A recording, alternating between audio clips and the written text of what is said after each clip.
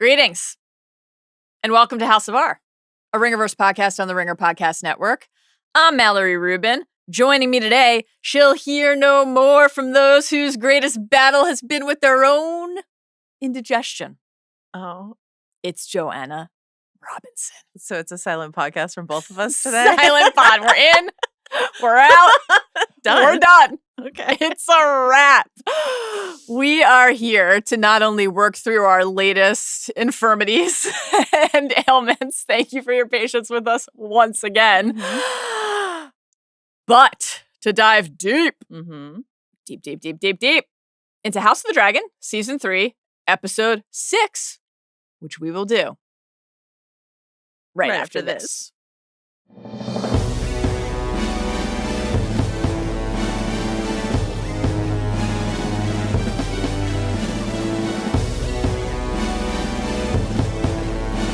All right, programming reminders. Talk to Thrones. We've only got a couple more of those left this season. Sheesh. Sunday night. Sad. Right after episode 7, we will be back with Chris Ryan for Talk to Thrones. And then our plan currently is to do the finale live. So get in the YouTube chat for the finale in a couple weeks. That's going to be a fun one. We will be back on Tuesday or Wednesday for the deep dives. And Spider-Man, in the meantime, brand new day is here this week. It's Spidey premiere week at last. And so we will have our deep dive into the new Spidey movie on Friday afternoon is the loose plan, but we've got a couple of recordings that day. We're working out some scheduling stuff. So Friday into the weekend, TBD. We're doing our best. How can everybody follow along? Oh my God, great question. Email us hobbitsanddragons@gmail.com. Mm-hmm. We're doing an Odyssey mailbag. Let's hear it. There was a call to action on our socials, and you guys have already sent a ton of emails for that, so that's really exciting. Thank you for that. We probably have more than we need, but actually, yes. You know what? Send more. Keep them coming. Why not? Yeah. So Odyssey email, and then any question you have about the Odyssey, any opinion you have about the Odyssey, we will definitely get into the Emily Wilson controversy and all that sort of stuff. But you guys have just been sending us so many post-Odyssey emails that we thought we would just do a special mailbag for you. We're excited. So we're doing that at the top of next week. So if you want to get those in before the end of the week, that would be great. Also, we're going to do our official Nolan ranking on that podcast. So we're going to save it for the Oppenheimer, but who knows when that pod's going to be. We don't know when that's going to be. So it's going to be before Hall of Fame. Maybe. Probably. That's who can say. So I'm curious, here's a prompt for the Bad Babies. Mm-hmm. Not necessarily your Nolan ranking, because we're not going to read out a million people's Nolan rankings, but like if you want to make the argument for like what is the most Nolan movie and why, I'd be curious to see it. If you're like, here's my case for why Interstellar is the most Nolan movie, or here's my case why The Prestige is the most Nolan movie, or something like that, or Inception if you prefer, if you're Mallory. So most, best, however you prefer to define it. hobbitsanddragons@gmail.com. Follow us on social at House of R. And you can watch us. House of R Pod. At House of R Pod. Thank you so much. That is our social handle. It is. At House of R Pod. You can watch us on YouTube. You can watch us on Spotify. Follow the pod in general. Yeah. Like, subscribe, tell your friends. Should I post a photo that I sent you and Arjuna last night of the migraine cap that I was wearing? Battling a pretty bad headache. Girl, I don't think you can tease it on the podcast and not post it. It was a recommendation from Arjuna. Now you're locked in. It's just has arrived in my home. We'll see if it provides some relief. It was a nice initial test. Maybe I will post it. We'll see. Though I've yet to post a photo with Dark Sister, so that seems more important during the hot deer run. Why not both? The migraine cap on, both? holding Dark both? Sister. I mean, that's like real, Luke. Yeah, training. Yeah, kind of vibes. Yeah. Should I do that with a Valerian steel blade? And just have I don't know. And just have Adam off camera go like pew pew, like make the little noises. He'd be good at that. Yeah, I think so. He'd be good at that. I have a very special, before we get into like our larger episode and all the other things we do, I just have a quick message from our listeners, Katie and Eli, who we met at San Diego Comic-Con, who are wearing these incredible Gods Be Good shirts. Yes. They sent us some photos in our email of like the shirts signed, like because they had us sign the shirts, stuff like that. Anyway, I just want you and I have, for different reasons, had slightly arduous weeks so far, and so I just thought that I would read this like really nice email from Katie and Eli. Let's hear it. It's exciting. I haven't seen it. It's a surprise to me. I've cut out the nice things they said about me, and this is about you. As a fellow graduate of the humanities, go Syracuse Orange. Oh, kiss. I think now more than ever in our society, it is critical that we highlight and celebrate the wonder, creativity, messages, themes, and entire worlds that TV and movies can submerge us into, helping to develop entire communities of fans who can connect over stories across the world. I added a goal to my 2026 vision board this year to intentionally make time for myself to unplug from the hustle of everyday pressures and pursue crafts and creativity in my life, even in small ways, for the things I am passionate about. I did this to remind myself of my childhood love for art and the creative process, not to simply produce a painting or finished product, but for the sheer joy of creating, which is where I came up with the idea to paint the Gods Be Good Apple t-shirts. I love it. Hearing you guys give our shirts a shout out on your recent Comic-Con recap pod absolutely made my day. I was cleaning my kitchen and dropped my spatula and had to immediately call Eli and tell him, thank you for all that you do and for bringing such substance, depth, and appreciation to the fabric of these stories, not just for myself, but for countless other bad babies as well. Your deep dives into all the wonderful details help to weave a common thread that makes these characters, kingdoms, and experiences so important to us fans, and that make the entire experience all the more special. It's delightful. Thank you, Katie and Eli. Yeah. It was just wonderful to meet you. Wonderful to meet shirts, everyone. Hear the emails. Meet all the bad babies at the meetup, at the panel, just kind of walking around San Diego and the halls of the convention center.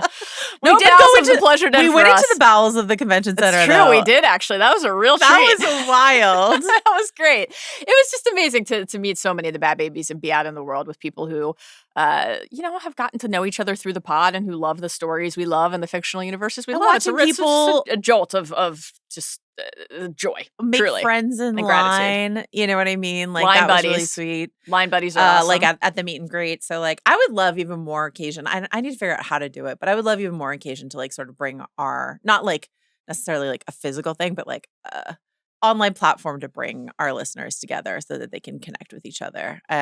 That's on my vision board for the rest of 2026. But we have some ideas cooking for the fall, so stay tuned. But anyway, thank you to Katie. Thank you to Eli. Thank you to all of our listeners who showed up and said hi this weekend. And thanks to those of you who weren't there, but are nonetheless listening to us talk about House of the Dragon for hours and then every week. I know. Wild. Not to mention Spider-Man. Mallory, you work extremely hard, and I am so, so do you. impressed and delighted by you. And I just thought you should know. You're an angel. Other people. Love you. Thank you for that. Thank you, Katie and Eli. And I always feel when we're even a few hours late, a minute late on a pod, I always feel bad. We're really doing our best, just trying to get through it. But we're having a blast, so that's nice. It is the best to talk about this stuff. It really is. Should we get to the opening snapshot? Let's do it.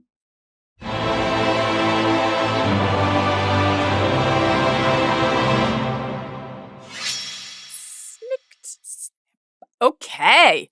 Season 3, Episode 6, Faceless Men. Directed by Lonnie Perister. Written by David Hancock and Shyam Popat. So we talked about this for the first time with Chris on Talk the Thrones a literal week ago. Yeah. Slightly disorienting. This is, I think, maybe the longest gap we've ever had. But maybe we had this same thing one other time between a Talk the Thrones banking and the deep dive. For anyone who did not listen to Talk the Thrones, or in case in the 7 days, 6.5 days since we recorded that, anything has changed, give us a quick opening, table-setting taste of your takes on this episode of television, Joanna. Where are you? I think I've unclenched slightly on some of my takes than my initial takes. I still have some questions. I still think the Butcher's Ball. The thing about Talk the Thrones is we're sort of like racing to get through everything in an hour, where I'm used to a much more luxurious pace. And so like, I had time for all my critiques of the Butcher's Ball, but not enough time, I think, for the positive things that I want to say about the Butcher's Ball, of which I have plenty to say. And I still have my critiques here and there, but I also just like, I'm excited to highlight some of the other things that we didn't get to that I did enjoy in this episode. So that's where I am.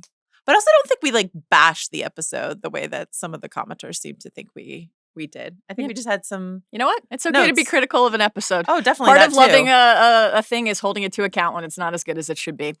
I'm excited to dive deeper into this episode too. I agree, because there's a lot of really rich lore and story. Like, I'm excited to spend a little bit more time than we got to on Sunday show talking about the Rhaena Dreamfire Harrenhal eggs, for example. Like, there's some really delicious, great Game of Thrones nerd shit in this episode that to be gay and sad at Harrenhal, you know?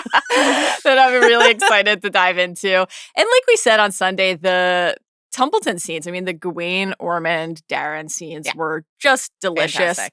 I still have a lot of notes on this episode, and it remains my least favorite of the season, and I think the least successful of the season for all of the reasons we hit on Sunday, and that we'll, continue to parse and assess as we go through. But there's...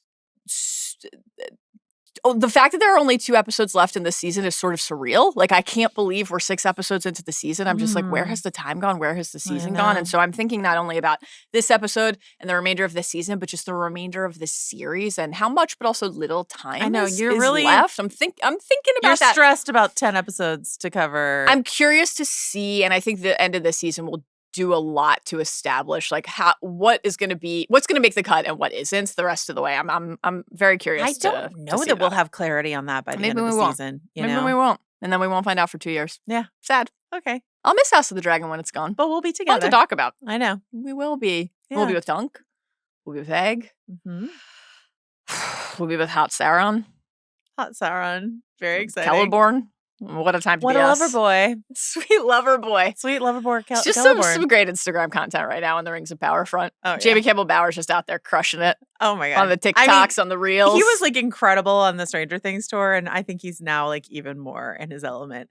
His love for Buffy the Vampire Slayer is incredibly important for me. Yeah. But also Charlie Vickers expressing his love for Xena Warrior Princess is incredibly important to me. It's big. Just 2 of the all-time great guys, you know? Speaking of great guys, let's get to the Bard Corner. Yeah, great transition. What if we what if we heard on the Bard front from the Bad Babies this week? We're changing this to Bard/Classics Corner. Okay.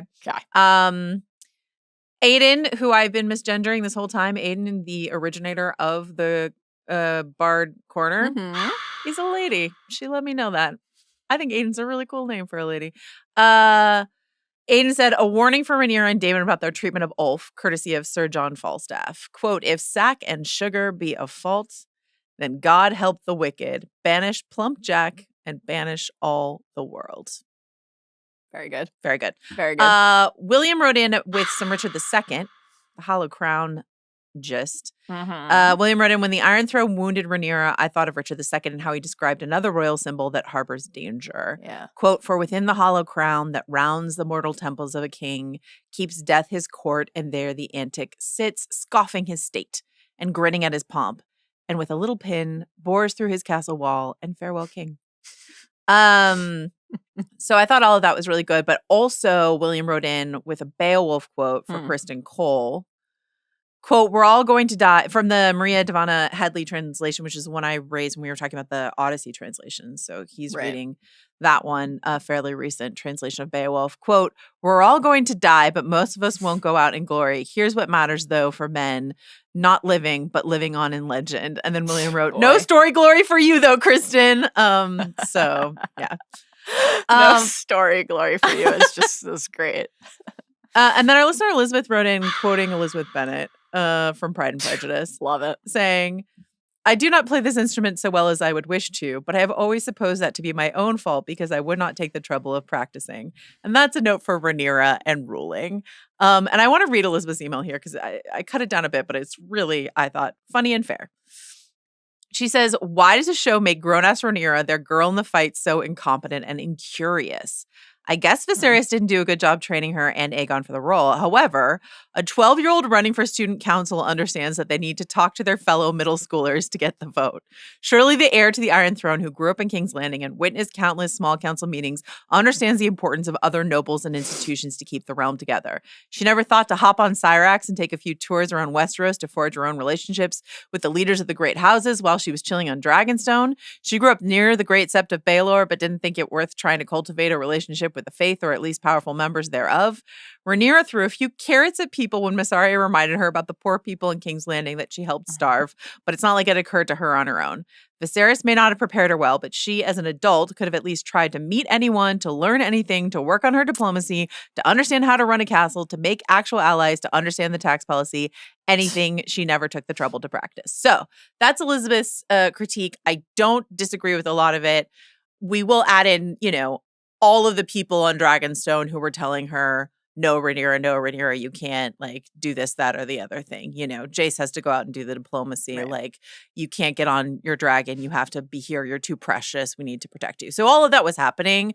But if you think about young, headstrong, I'm going to go on Cyrax to Dragonstone, sure. Rhaenyra, there is a version of Rhaenyra that it has existed in this world that would have done those things anyway. Rhaenyra, historically bad at diplomacy, really did not work for her very well last time she went around Westeros sort of trying to make good with the noble houses. So didn't do great on the potential betrothal tour. Exactly. Yeah. So something she's always been bad at, but something she did not take the trouble to learn or correct. Mm-hmm. So failing on diplomacy front, failing on public relations front, failing on a lot of fronts. So Rhaenyra, bad at ruling? Yes.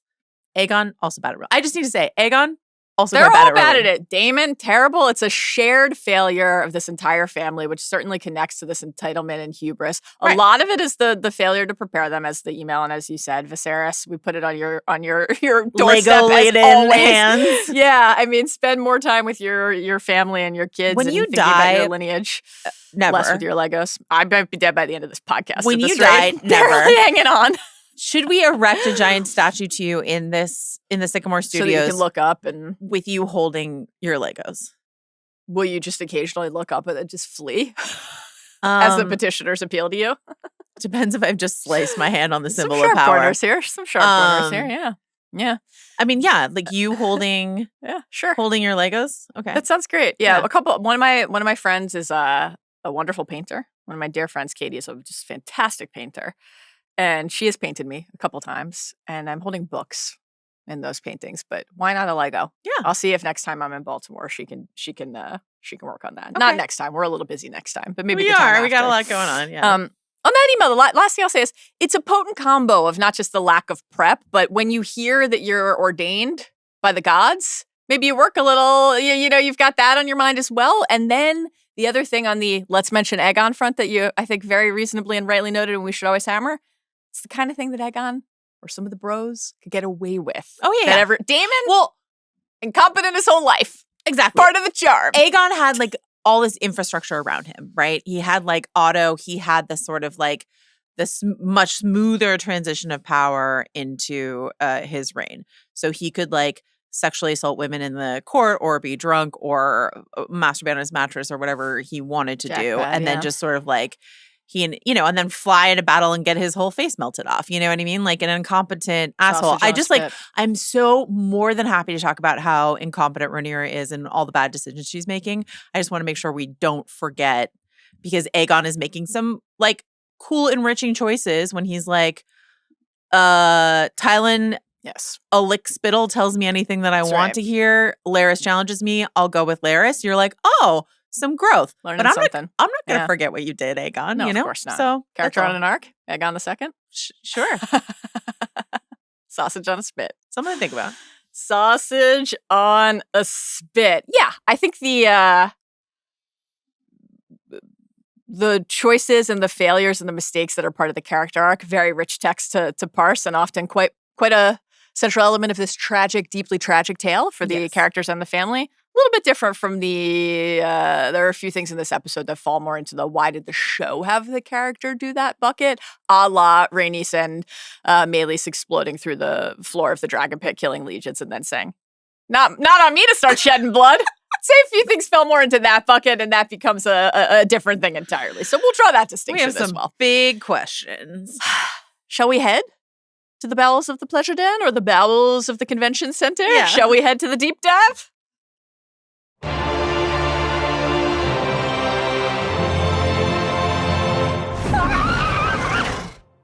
Something our pal Joaquin said to me when we were in San Diego Comic-Con is he called it District H like the area Sure. around Hall H, Yeah. as in like District 8, like as in the Hunger Games, as in like everyone's hungry and mad. And that's Pretty good. That's accurate. I think that should stick. Yeah. We should use that next year. Yeah. I like it. Joaquin, the best. District H.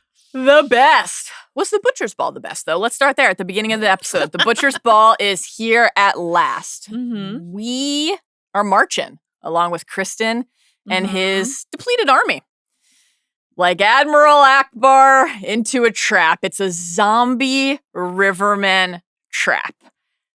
The living spring up from among the dead. I thought that was cool. Very fun.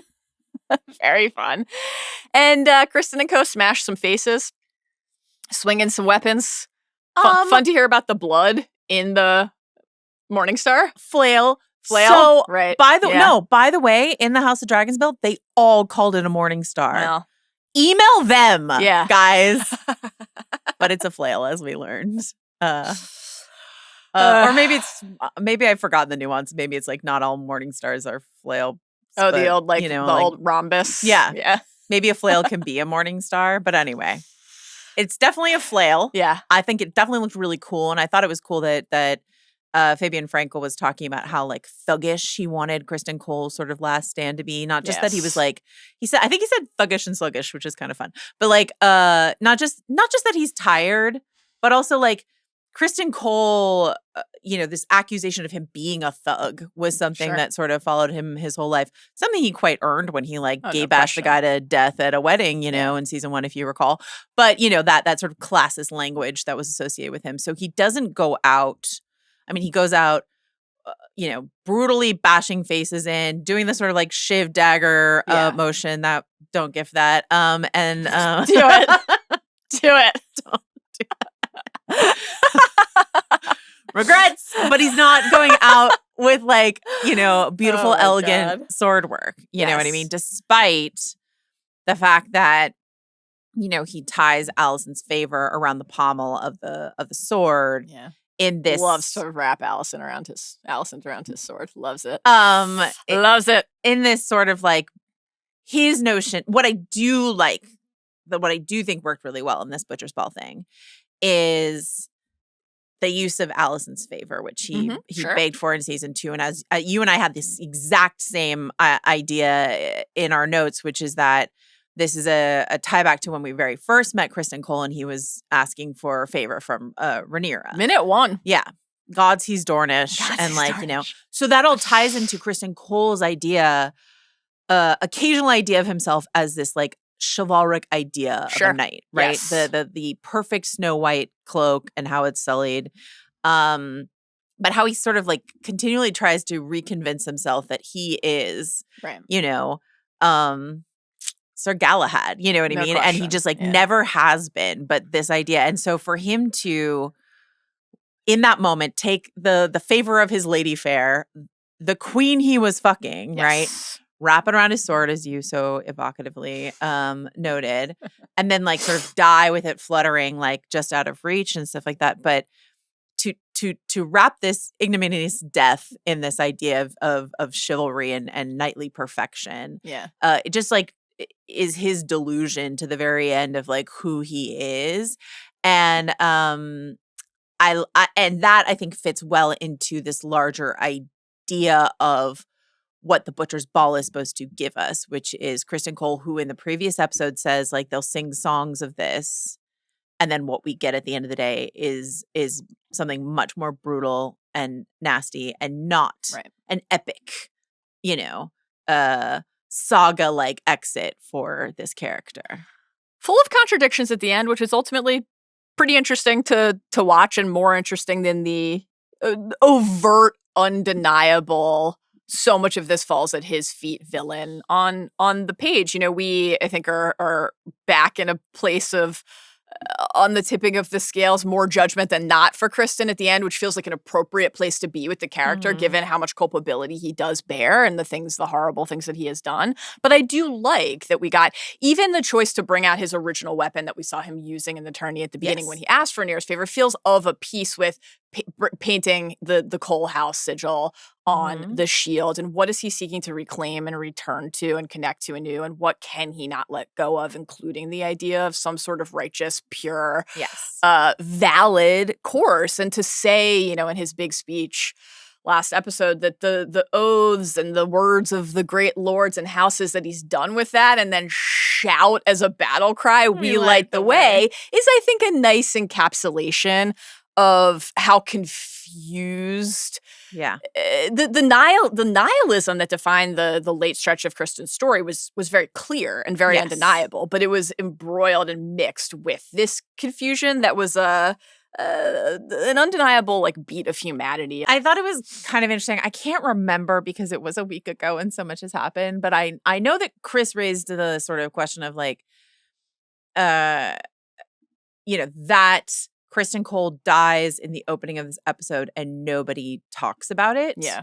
And I would like to believe that a week ago you and I had said that's sort of the point, right? That there will be no songs about his death. Yes. I mean, eventually people will find out that Kristen Cole literally died. But the fact that Alicent doesn't learn in this, that he's they'll sing songs about it and Queen Alicent will hear. Right. And Alicent's I don't think about you at all. Yeah. First of all, I've got one. You didn't make today's meeting notes for anyone. I've got one job and it's Helaena, right? So Alicent will hear of it. Alicent, A, does not hear of it, and B, is not just sitting back in the castle being I hope Kristen Cole's okay. Yeah. Doesn't much care. I do think that is one of the handful of examples of this episode of something that feels so thematically resonant and rich in the text and still is in the story that is rendered on screen here, right, but just simply doesn't quite work as well as an episode of television and logical, coherent TV. Because the fact that all season long, every time we go up with Jeyne Arryn in the Vale, for example, not a character actually in the thick of all of this stuff, the way that many other of our central figures are, everyone knows everything all the time. And so Jeyne Arryn's dogs are on the case. They are. You're right. I mean, maybe it's as simple as that. But I do think it feels a little stilted and inert and odd when Gwayne and Aemond, for example, are talking about Kristen as though he is still out waging this fight that has ended. And there are a number of moments like that across this. Or while reporting at the small council that Kristen's troops are hindered. It's everybody else being on delay when so consistently this season they've all been current. I really think felt odd, and I'm not surprised that Chris and No, I'm not surprised, and I don't know that it feels consistent, but I do think it's to your point, thematically rich. Yes, and I do think that I have to assume that Gwayne will find out next week. Yes. That Kristen Cole has died. Similar maybe to that's when Daemon we'll get the finding Butcher's out. Ball naming. Maybe similar to Daemon finding out about Sir Simon Strong and stuff like that. Do you know? And so it's just sort of and then asking to have about that Alys. Remember that? That was epic. I do. That was great. So from the Hillcrest, they think they've won, right? They think they've won. They've bashed some cheeks. Some faces have exploded. Okay, that's not really the fight, right? And that's just like in the book, Joe. All this was but prelude, the quote goes. So we see up on the hills the winter wolves, the rivermen, emerging and amassing and closing in. And Kristen gets, just like in the book, our death line, right? It has arrived at last, the moment that he has sought in some ways. And I really liked, because Oscar and Roddy are up at the front, I liked Oscar's Kristen Cole, traitor, usurper, and defiler of justice, come forth to hear your fate. The lack of the word sir, no respect paid to this figure at the end, but just a real crystallization of how Kristen is seen by Team Black, but really by so many in the realm as somebody who is really uniquely responsible for what has happened here and for Aegon's rise. Which is interesting because in this adaptation, he is a little less responsible than he is in the book. The book pins a lot of this Kingmaker stuff directly on Kristen, and they're not and Otto and Alicent were very much involved as well. I think all this, I actually really liked this part of it. Yeah. The amassing of the forces on the ridge around through the mist, shot partially that way so that they could digitally enhance the number of people who are around, right.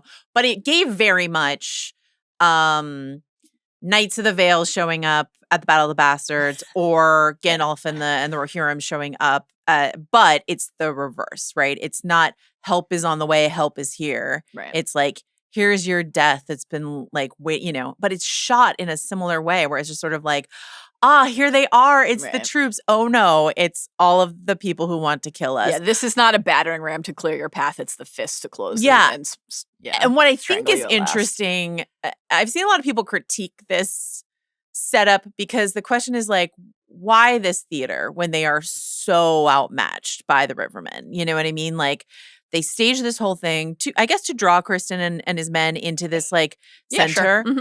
But like they sacrifice, like a bunch of Rivermen died for this like little bit of theater setup when really probably all of those men could have just charged Criston and his men and got them. Right. Do you know?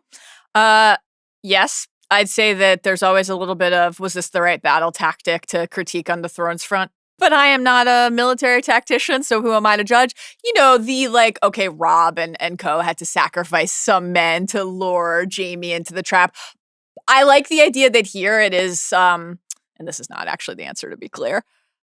Let's just the delicious last taste of disappointment for Criston. Have him think. Yeah. Sacrifice your men to have Criston think that he did it. I mean, just like just to shoot him in the face. Those guys might have had families. You know what I mean? Like, Black Alley could have shot him in the face at any moment when he was flailing some of their guys in the face. You know what I mean? So like, those guys are just fodder for a great theatrical embarrassment of Criston Cole. Yeah. Well, as usual, the great lords of Westeros don't give a shit about anyone. They play their Game of Thrones. What'd you say? Another game. What is your game in this episode? And once again at home, I was like, of Thrones?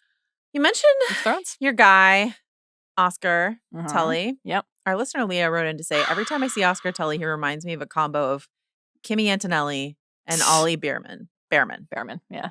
Interesting. He is very similar. So this is an F1. Yeah, I know. Reference. This is the only reason why it's here. It's Kimmy leading the Drivers' Championship currently, dismaying. He's a teenage prodigy. Mercedes is just so far ahead. But is there hope? You know, Lando took the last Grand Prix before the break, Joe. It's not all too much for little Lando Norris. I would say that Oscar and Kimmy have very similar hairstyles, so that's part of it. I'm not really seeing the Ollie Behrman, though Ollie is a British driver, so maybe that's part of it. Kimmy is Italian, in case you're wondering. Thanks for this F1 email. It's great. I'm looking. Ollie has like the tumble of curls. He does. He's like. He's very different. I don't see the Ollie thing. I don't. Okay. But I do see the Kimmy comp. Great stuff. A lot of sports emails. I'm seeing Daddy Sports. That's just how this guy, that's his email. Wonderful. Great stuff. Love it. You think that Oscar and Kimmy should watch Bone Temple together? You think Oscar's been crushing the Bone Temple tape? Big 28 years later fan? Since he's talking about needing bones for his temple? I do think that was pretty fun. I wanted to ask you a question, because Roddy, we get this, and this is a true to text Roddy the Ruin idea and a Winter Wolves idea more broadly, right? Kristen's like, well, if we fight, a lot of you are going to die too. This is right from the page. And Roddy's like, what better way to go than with blade in hand, right? And everyone's like, thank God for the closed captioning. We cheer, right? We're like, yeah, fucking go. What is it? This feels worth interrogating for just a second here. That feels different about Roddy and the Winter Wolves' readiness to die versus Kristen's, which we have been so critical of, because we do receive them in very different ways. I've come to die for the Dragon Queen. They've come. They feel themselves a burden on their own people, so they've come to fight for a cause that they believe in. What is Criston fighting for? Yes. Nothing. His own glory, and that's it. Yeah. And that's the difference, folks. Great stuff. Criston gets a little Let Us Begin in there, so we're getting a lot of Let Us Begin action this season. Nowtons. Asked to face just Oscar and Roddy. Just a teenager and an old man. Fucking Criston. In the book, it's like 3 younger men that he's like, all 3 of you. And he's like, it is sort of shameful. It is sort of shameful here. It's funny. The answer comes in the form of 1, 2, 3 arrows from Black Alley. Criston falls and dies. The Rivermen swarm. There's only one other guy in Criston's remaining army who we even kind of know. So we zoom in on Sir Edgar's face as they're all swallowed up. And here is the passage from Fire and Blood about this complete massacre, decimation of every living soul in Kristen's 5 force. guys who are left here with Kristen Cole. The battle that followed was as one-sided as any in the dance. Today was butchery, not battle. Mushroom, upon hearing a report of his words, dubbed the fight the Butcher's Ball. And so it has been known ever since. I thought this episode of television would be called The Butcher's Ball. Yeah. But it wasn't. It was called Faceless Men. Yeah. Mushroom forever claiming to have coined many pithy names. I really respect it. He's doing 2 things all the time. Claiming credit for naming everything that's cool. Yeah. And talking about how big his dick is. And also just like, do you want to know the nastiest That's right. interpretation of event? Yeah. And actually, he's also always like, I was the only one who could make Rhaenyra laugh. Mm-hmm. So those are the 4 things he does all the time. Joe. Career goals. The Kristen death part. We talked about this on Talk the Thrones, but let's hit it here as well. How did this actual death on screen measure up to you, to what we got in the book? What feels right about it? What maybe didn't quite hit the mark for you? And do you want to read the iconic passage for the bad babies? But Longleaf the Lion Slayer said, and you're like, who? Don't worry about it. I'll want 3 more. And up on the ridge, Red Rob Rivers, who? Don't worry about it. And 2 of his archers raised their longbows. 3 arrows flew across the field, striking Cole in belly, neck, and breast. I'll have no songs about how brave you died, Kingmaker, declared Longleaf. There's tens of thousands dead on your account. He was speaking to a corpse. Still think it's one of the best lines in the entire canon. No songs about how brave you died, Kingmaker. There's tens of thousands dead on your account. I don't know why we couldn't have gotten it in the episode. Sorry. It would have been really good. I don't know why we couldn't have gotten it. Our listener James says if they weren't going to include the No Songs for You taunt, then Roddy and Oscar could at least roasted him about his stupid looking hat from season 1. Oh, thank you, James, for remembering that. Our listener Pat wrote this great long email, but he was like, for my part, if we feel that Cole's death is anticlimactic for not getting that anticipated line of dialogue from Fire and Blood, maybe that's thematically a good choice. In the book, Cole, I expect I'll get a song out of this. Pate of Longleaf, LOL, no. Show, book readers, we expect we'll get Longleaf's line out of this. Ryan Condal, LOL, no. So yeah, but instead it's Black Alley Blackwood, a character that has not been named and has not had a line of dialogue, so is just like, just a cool looking woman. Yep. And like, is it interesting that Kristen Cole, noted misogynist, dies at the hand of a woman? Sure. Yeah. Would I like her to have been a character of some kind? Yes. Sure. Yes. Or just a rando. Like, you know what I mean? There's like a weird, like, if it had just been like an anonymous archer in the side brush, that would have worked better for me than like a character that we book readers know is a named character, but the show is not bothered to make a character. I agree. And so either like fully anonymous or make her a character that show watchers know who that is at the end of the day, you know? I agree. I do think that subbing Black Alley for Red Rob is fitting in certain respects, but and also just like the idea that Kristen, who is making this big grand speech last week about how I am the realm's greatest warrior, Mr. Self-proclaimed I am the realm's greatest warrior, being felled by a who is the point, as you noted, and is effective. I think that on the show, we just need a little, like a scene or 2, which is all we've gotten, as we talked about kind of in anticipation of this moment. We thought it was going to be Roddy.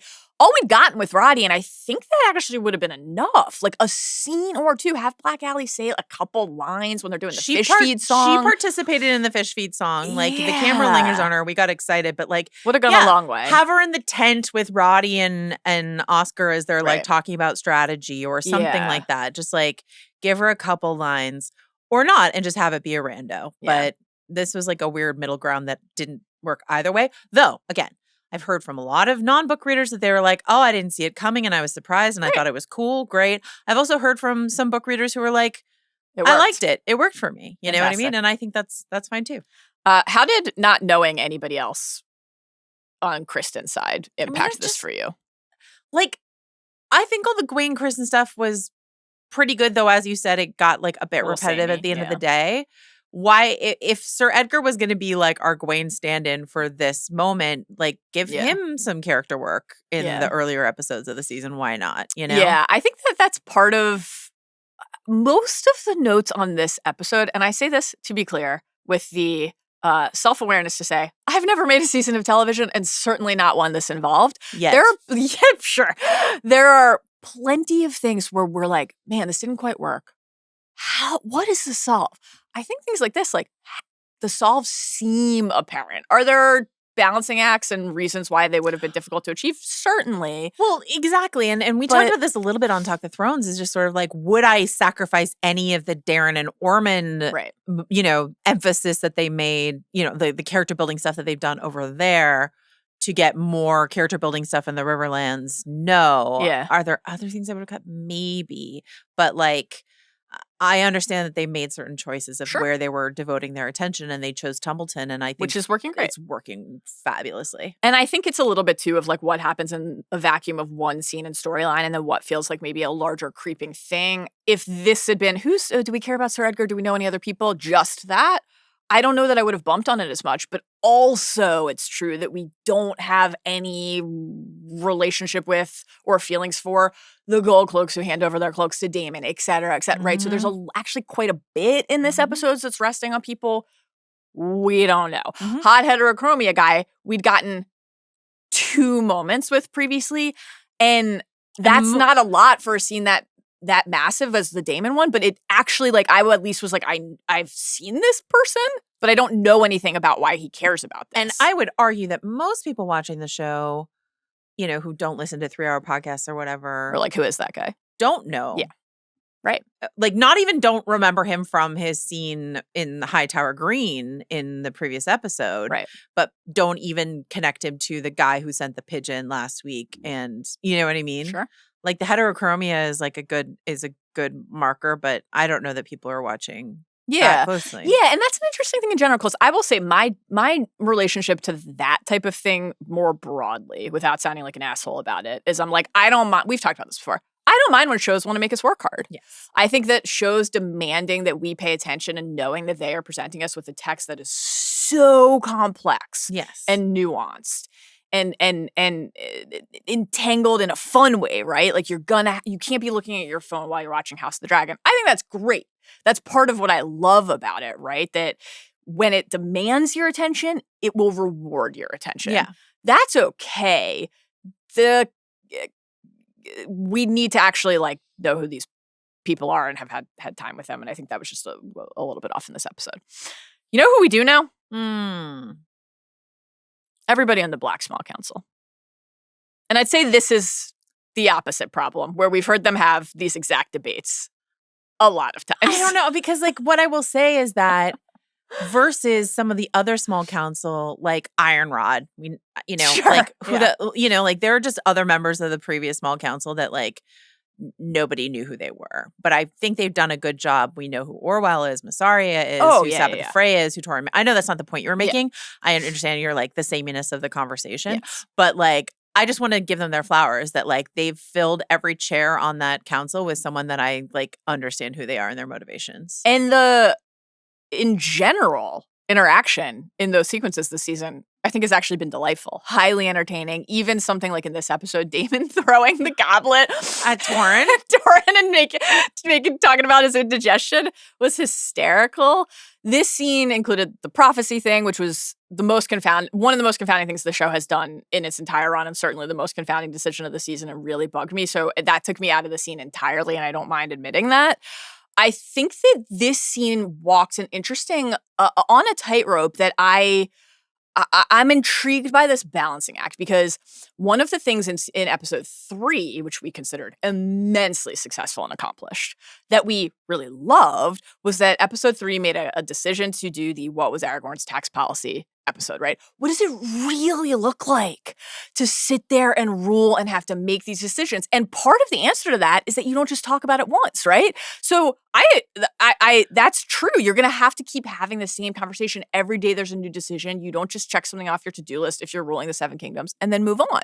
That's a little different from Mysaria, Daemon, etc., trading kind of the same, like, you're an idiot for this reason, back and forth to each other, and then a big, like, okay, the air is out of the balloon because Rhaenyra invoked yet again, my father would abhor it, which I think just feels like going back to the story well one too many times for the scene to feel like it has momentum, even if it has logical mooring in what it would be like to be in that role and in that room. I largely agree with you. It's tricky. I largely agree with you. And I want to mention, we were talking to a pal who is a showrunner over the weekend, and he let us know that episode 3, Rhaenyra's sort of day in the life of ruling, he's like, showrunners call that the showrunner episode. Great stuff.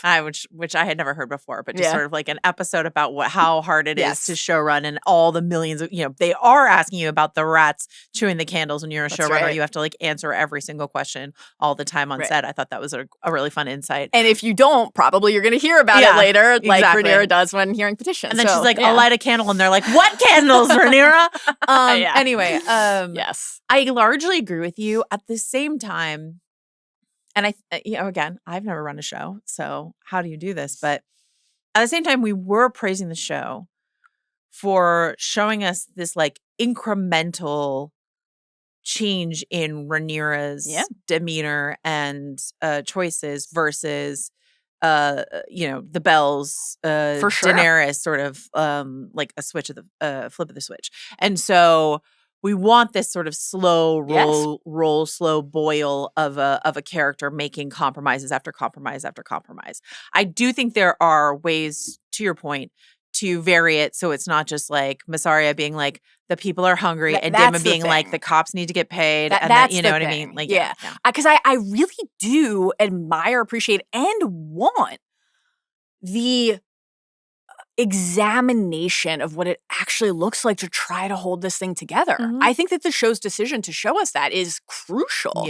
So I don't want to talk out of both sides of my mouth with it. I think that it's, again, a matter of the show has actually shown us a number of times this season how well it can do that. And so this sequence here just like didn't quite measure up to that. How do you feel about Tumbleton on the 2 weeks? Not the tomorrow, on the 2 weeks. Anything that has anything to do with Tumbleton is working for me. Gotta say. Tumbleton on the morrow, not on the morrow. Not on the morrow. Tumbleton in 2 weeks. Yep. Which would make it the finale. That's right. Which it feels right. And that feels... It does, but it's just funny. I just thought that was a funny sort of like in-universe thing. It does fuck a lot of the travel times, I will say, for all the sets of characters. To be like, the Riverlanders are 2 weeks away from Tumbleton, and then like other characters are zooming around without dragons. But that's fine. I just thought it was like a cute sort of like, we'll this get is to an update Tumbleton. On where we are. We'll get to Tumbleton in 2 weeks. Yes. Don't worry. Speaking of Tumbleton, Rhaenyra, who had spent a couple episodes saying, what is Ormond trying to do, has started to really see Ormond's intentions very clearly. And Rhaenyra's read on it in this scene is correct. And we will hear Ormond voice his version of this later, the bite by bite sequence, right? Rhaenyra's clocking it perfectly here. He means to show the realm that I cannot govern even my own seat. The great houses watch while he humiliates me. Now, that is what Ormond is trying to do. He's either trying to invoke Rhaenyra into burning her own people, the Maegor returned, or make Rhaenyra appear ineffectual, and in either outcome, ensure that the gold cloaks, etc., are too reluctant, too trepidatious to continue fighting for her. So Rhaenyra sees now how Ormond is operating. Will that position Rhaenyra to challenge him effectively? We'll find out. But I think she's got his measure here. Interesting gamble for him, because like if she just decides to torch Tumbleton, Ormond flambe. Which is what Gwayne says to him, right? He's like, you call the bluff, but then what? You take a step. Yeah. She burns you. And that was also one of those satisfying moments where we bring our history across the canon in a way the characters literally can't possess, right? Ormond can't travel through time to see Daenerys, but when we hear him saying like, she's a woman, squeamish. First of all, that's a delicious Ormond character beat, because he's like... He's the most squeamish. Yeah, well, that for sure. And also he's like, it's not even that he thinks a ruler wouldn't burn their own people. He just thinks a woman wouldn't have the balls to do it, which is classic. It's so funny when I was like Danny Ormond. Yeah. Danny. It's just funny when I was like, in case he was not repugnant enough. Yes. We added homophobia to the mix. And Chris was like, and misogyny. I was like, the misogyny has that's been here. That's been That's there. a foundation. Now we're just building structures on top of it. We get the just genuinely iconic and hysterical indigestion moment, which was wonderful. And then I think, very puzzling thing happens. Well, yes. What happens before that, though, is when he's like, the battle with indigestion thing, I think that's interesting because Alyn's like, hey, guess I've been to war. Sure. This idea sucks. Yeah. You know what I mean? Yeah. Alyn's like, you can't fling that at me. And Alyn has moved very quickly from I'm here even though I didn't want to be and I told my dad that, into observing, into offering counsel and sharing feedback. Mm-hmm. And yeah, like Sabitha and Torrim with their snide, and a dragon. Oh, which again, like they're kind of right. Actually, they're basically doing the hubris of control read of the Targaryens, which is amusing. But yeah, and then like at the end of the scene later on when Daemon is exiting and Alyn is, offering to basically solve the, wait, you guys went and did this without an army note from earlier in the season. He's like, let me help the Velaryon men. Yeah, and Daemon's like, fuck off. So, as usual, Team Black here the small council really needs a corporate retreat. They've got some stuff to work through. And some of it should happen collectively. And I would say some of it should happen in private. Yeah. And that brings us to Daemon invoking the prophecy in front of everyone in the room, which we should check out. Carlos, let's see this. You wait but a while longer. At what cost? Remember the prophecy. Your sacred calling, whatever you do in its service, is justified. Okay. No one will talk me out of thinking this makes no sense. I'm sorry. Has anyone tried? No. No. Joe, I don't get this. Did the show forget that this was a secret? Did Dany kind of forgot about the Iron Fleet and House of the Dragon kind of forgot that this was a secret? Like I'm really struggling with this. It is canon that other characters don't know about this. It's canon in the wider story universe and it's canon inside of the show, right? Season 1 finale. We have to watch Rhaenyra and Daemon have this horrifying, abusive interaction because Viserys didn't tell Daemon. Ruler to heir, right? We watch later on the precipice of Rook's Rest, Rhaenyra share the prophecy with Jace and say, there's something I need to tell you, Jace, something I should have told you when you first became heir to the throne. It's a secret. Right. And we've been wondering like when and if and how she's going to spend any time with her sleeping son, Joffrey. Maybe she'll whisper it in his ear while he's sleeping. Yeah. Or maybe like write in a little scroll and tuck it under the pillow. But yeah, it is a deep dyed dark secret, and Daemon just saying it at the table. Do you think it's because he took that like ayahuasca trip in Harrenhal and he's like, I saw it, I saw a vision, maybe everyone should know about it? Maybe. But they need to say that. They need to say that Daemon thinks other people should know about the prophecy for him to say that. Right. Or right. If he's going to do that, this is what's even more baffling to me from like a TV creation. No one's like, what prophecy? Yeah, no one's like, and Rhaenyra doesn't even have like a huge reaction. Shut the fuck up, I can't believe you fucking said that. Or a conversation with him later where she's like, you just said the secret prophecy at the table. What's wrong with you? Like the episode is acting like it's no big deal that Daemon just dropped this highly secretive prophecy at the middle of the table. It's not even that like, it's not even like, oops, Daemon the impetuous, like blurted out a secret. Yes. It's like, nobody's like, what prophecy? And Rhaenyra's like, fuck you in your big mouth. Like, you know, Steve Lacey on the red carpet of Spider-Man. You know, like. Yeah, it's just kind of impossible to understand. Yeah. And also, as we talked about at the beginning of this series, this is the introduction, the idea of Aegon the Conqueror's dream, the Song of Ice and Fire, this prophecy that is passed down. We're like, okay, wait, so interesting. When we think about the larger Song of Ice and Fire story universe, when and where and how was this lost? We've been doing a lot of like book theory section, spoiler section, speculation about that along the way. This is one of those scenes that, in addition to everything you just outlined, all of which is extremely valid, there's kind of no explanation for this many people hearing this. And then the information not spreading further. We're in a room full of gossipers and tea spillers and the mistress of whisperers and spy networks. Torrhen Manderly can't wait to tell everyone. Exactly. Yeah. How is Mysaria going to use this information? Orwyle, who's as the Grand Maester, his accounts of these historical events are one of the foundations on which a text like Fire and Blood, the accounts inside of it are based. Orwell never follows up on this or tells anyone. This never makes it into Fire and Blood. This never it just doesn't make sense. And so it's the kind of choice. This is part of what really threw me with the episode overall. A lot of these other things, I'm like, we have a note, but you can get past it. This is the kind of thing that gives me a larger sense of like unease. Yeah. And I hope it is an outlier in the season. I also think it was strange in a similar note, not nearly so high stakes. I feel less like world shaken about it than you do, but I support how much it's rocked you. I just have PTSD, I think.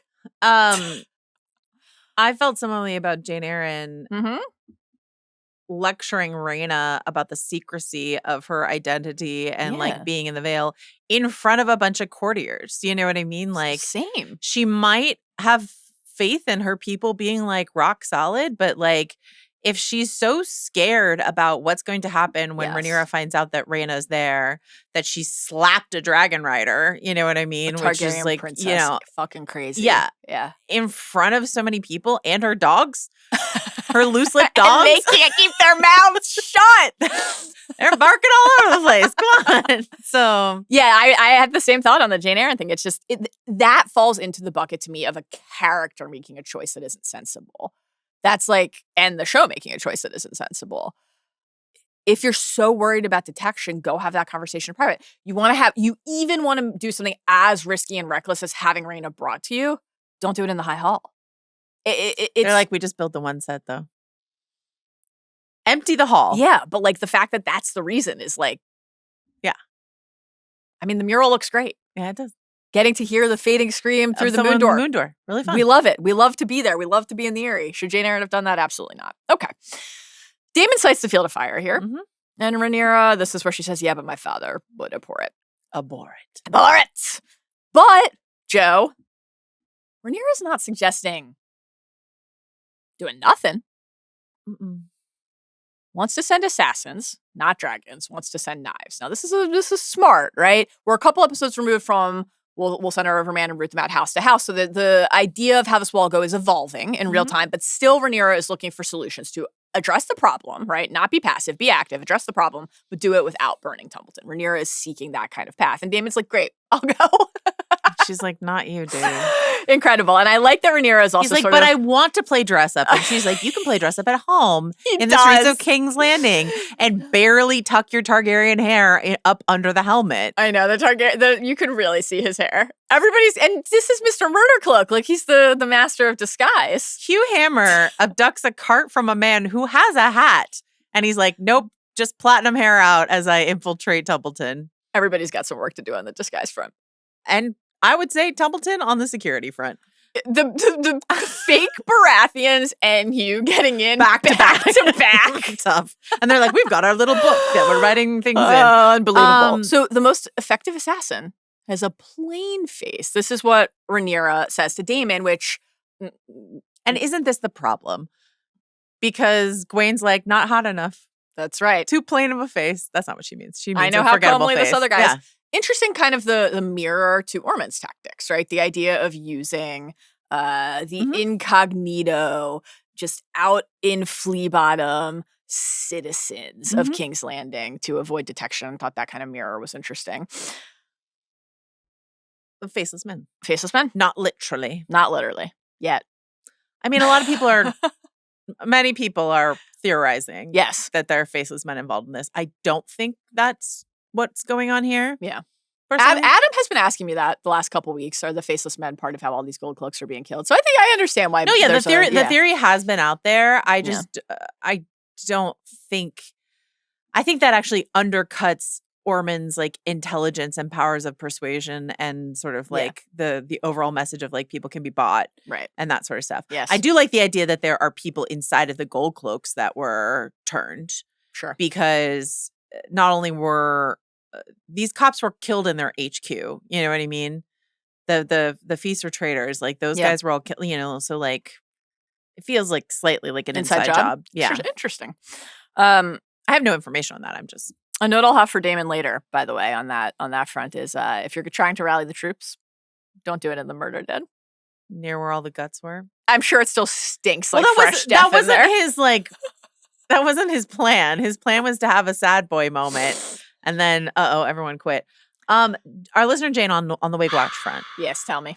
Said, is it my imagination or is Rhaenyra's Brady hairstyle becoming more twisty, turny, and insane as her rule and paranoia becomes more and more difficult and pronounced? I defer to you on this. I haven't tracked it. I'm noting the sort of labyrinthine little braids she's got in the back of her hair. Interesting. So you're noting the labyrinthian braid. Would you also have noted how many swords to the man you had if you were in this position? Curious about this. I ask you because no, you wouldn't. I think you would. I think if every single meeting you had with your council involved, where's my army, you would know how many swords you had. But that is not the case here. Rhaenyra's like, how many Valyrian swords do we still have in Alyn? That's the Mallory, I don't read emails. You know this about me. That's true. You know that I would ask that question, and you would be like, Joanna, we've only said it in every meeting. It's fine to ask the question. You would have asked it earlier. You would have. Maybe. You would have. Maybe. Rhaenyra wants Alyn to go ask Corlys for more Valyrian men, and that will go great, as we will see later. Corlys is going to be thrilled. Someone else is at the Red Keep, though. I mean, yeah. Alyn is able to reach Corlys in a very effective way. Yeah. Even though he doesn't think he can. Yeah. Alyn, Adam, Bela. Those are the 3 people she probably could have sent. Bela's like, I'm busy. I've got my own burdens and also some other stuff to do. So some Alyn. incest. They're both getting quite busy. House Baratheon is back, Joe. So this is a payoff. There have been Baratheon mentions in multiple episodes in the middle stretch of this season. We had the episode 4 mentioned, Bold John bringing the letter. Oh, their excuses, right? And then we had the Ormond moment with Darren in episode 5. Oh, Boris Baratheon himself. You're the sign he's been waiting for. Okay, the Baratheons are here. Great.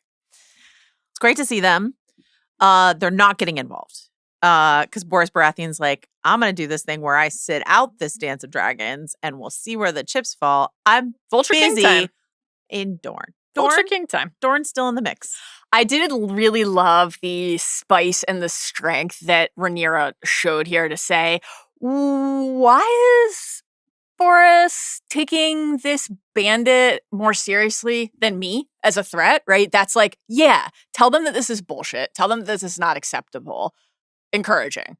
With the Targaryens, however, it's always worth us tracking when we tip into a rule through fear place and how scary and dangerous that is. Why else? I mean, I not sound like Daemon Targaryen, but why else have 6 dragons if you're not going to send a dragon to go this is the thing. Toast the tops of Storm's End or go over to Castle Rock and squeeze them for some money. You know what I mean? Like, why are we not extorting? This is the eternal conundrum because, and this is part of, again, the tragedy. Rhaenyra and Team Black is in this place, and we will hit this note yet again many times throughout this episode. Are you giving your supporters what you need? The original appeal to Boris at the end of season 1, he's like, I'm going to go with Aemond, who brought me a hand for marriage. I'm not going to go with the bigger dragon. Yeah, exactly. Much bigger. He parked Vhagar outside in the rain. That was such a cool shot. Yeah. Oh my God. I'm not going to go with Luke, who came here and said, sorry, sir, I'm already betrothed. And also, here's a letter from my mom telling you exactly what you have to do. And he's like, I can't read. Exactly. Remember earlier in the season when Ormond's like, try some pictures? What a dickhead. That was incredible.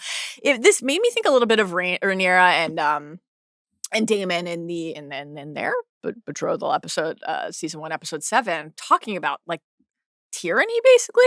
I will not be a tyrant. I will not rule through terror, Rhaenyra said. And Daemon replied, a tyrant rules only through terror. If a king isn't feared, he is powerless. If you are to be a strong queen, you must cultivate love and respect. Yes, but your subjects must fear you. We talked about this at the time, the Viserys, not Viserys House of the Dragon, Game of Thrones Viserys, Shadow of a Snake Viserys, in Thrones, who can rule without wealth or fear or love as he's like completely just disintegrating, right? And then we think of Dany. You're a dragon, be a dragon, the Olenna pep talk, but then, all right then, let it be fear was the tipping point of no return. So this feels like something to watch with Rhaenyra. But when she stood up to the Baratheon envoys, I was like, yeah, fucking tell them they're wrong. But like, I mean, all she got for it was some costumes. Give me your belt? Yeah, give me your belt is a great line, by the way. Give me your belt. In terms of give me your clothing, like that's a really fun way to write that. You think this is going to go over well with the Baratheons when they find out what exactly Rhaenyra used those They're busy fighting the Outfits Vulture for- King. Who the fuck cares? And at least she didn't kill any Baratheons. But like, here's the deal. If we're not toasting the tops of Storm's End, can we at least not just like continually fly our like Adam and Bela, as you're searching for Vhagar, make sure you always fly over Storm's End menacingly, and you say, "Real nice castle there. It'd be a real shame if it melted like Harrenhal." You know what I mean? I like this. Yeah. So that's like, just the threat, not the actual toasting. I like this. Maybe instead this is how I would rule. Instead, I was going to say this is eliminating, folks. Instead of letting Hugh and Ulf share their shifts and alternate shifts for Tumbleton, send one of them. Sure, but she's got like plenty. Daemon, you're so in my way. Daemon wants to go out there. Go toast some castles. He wanted to do that. She's like, stay here and fix this inside our gates. They're a mess. Here's the thing you know about me. Do I read emails? No. But would I be better at diplomacy than Rhaenyra? Yes. Oh, you'd be elite. Elite. I know Jace-esque. how to make friends. You do. Keep them is another question. So like, make friends with Boros Baratheon. Make friends with Lady Jeyne Lannister. Like, your dream. Absolutely to be besties with her. I don't want to be friends with Boros Baratheon. He seems like a... If I need something from him, I'll do it. And she does. She needs something from him. She sure does. She does. Oh, man. This is Rhaenyra's whole thing, and this is the Targaryen's whole thing. This entitlement to rule. Yeah. And for her, it comes with this added side sauce of divine right. Boy, I'd say it's gone from being a added sauce to the brew itself. The whole fucking cauldron. Yeah. Speaking of, Joanna, this very beautiful transition. This very question, how to earn loyalty. And this is a great through line of the episode. We have the literal desertion of the gold cloaks with Daemon shortly, but this general assessment, this has been a central focus of the season. How do you earn loyalty in the first place? How do you keep it? Are you even conscious of needing to work to keep it and to maintain it? But also, like, what is it worth in its different forms? If it's just a pledge, a vow, can you count on it? Does somebody who has given you their loyalty actually care about the same thing that you do, genuinely, your cause? This is a mistake I think that Daemon and Rhaenyra and Ormond and Aegon and all of the people, all of the ruling elite make all the time, right? In the story, intentionally. Mm-hmm. This gets us back to like one of our favorite Jorah ideas. Like, they don't, has it rained? Well, I mean, and similarly, I would say like the Lannister rule. You know what I mean? No question. Baratheon rule. Yeah. But like, when Tywin's around, Tywin, who's essentially their Vhagar or whatever, like when Tywin's around. How are Tywin's toe beans? Show us your toe beans, Tywin Lannister. Do you think Vermithor and Silverwing show toe beans to each other? No question. You know what I would love? Delighted to get the nuzzle between those two. Vermithor and Silverwing, as Ulf and Hugh do their changing of the guard on Sad Sack Hill. Beautiful there, by the way. When Vermithor and Silverwing, they don't even have like a tent. They're just like sleeping in the rough. You know what I mean? When Vermithor and Silverwing greet each other, and Vermithor and Silverwing, a mated pair. They belong to the good Queen Alicent and Jaehaerys, right? So like they've been together for like a century. Did you go? You know what I kind of sweet Silverwing. Nope, that's a you thing. But that being said, given that I believe that dragons are cats, of course. In addition to the nuzzle, I would like a little grooming, a little shared grooming, a little lick. Why not? No, come on. Come on. The perfect height for kissing. Come on. Yeah, not too tall for kissing. Speaking of which, hot pies. The hot pies was delightful. Ulf dreaming of hot pies. Ulf dreaming of the farmer's market. Market day. I loved this. I do miss my hometown farmer's market. I need to get into the LA farmer's market scene. It's a robust scene. I know. There's a lot for you to discover. I know. It's just not as pastoral as the ones I left behind. No, but it's not. But I'll find my way. I believe you will. Thank you. I believe you will. Little existential crisis and some commentary on class advancement or the lack thereof from our guy Ulf here. All the things they used to take for granted. I loved this conversation between Ulf and Hugh, and I loved this reflection from Ulf because Tom Bennett, the performance has been so entertaining the whole way. And Ulf is such a consistent source of humor. There was something deep and sincere that he was posing here, right? And we have tracked throughout the season his budding or something like, I can't live in a title, right? This has been present and mounting. The thing that he says here, but we're not the same, are we? And you think he's going to say like, our dragons and our glory, what Hugh actually will say, right? When he reunites with Kat, using reunites extremely loosely and generously there. We weren't in service back then, right? So very Kristen Cole of him. Yeah. Yes. We didn't have the queen being like, your belly belongs to me, right? Your body belongs to me. But also like, and this is something we've been tracking all season and just like in general in the Westerosi world, but like this idea of, I'm thinking a lot about the monkey's paw idea because we covered obsession on the rewatchables, right? Careful what you wish for, but careful what you wish for has been something we've always tracked from the very beginning of Thrones, from Bran dreaming of being a knight and Sansa dreaming of being the queen and all these other things is just sort of like, what is this idealized version of what are you dreaming of? What tales have you been told of chivalry and courtly romance and all these other stuff? And then what is the harsh reality? Right.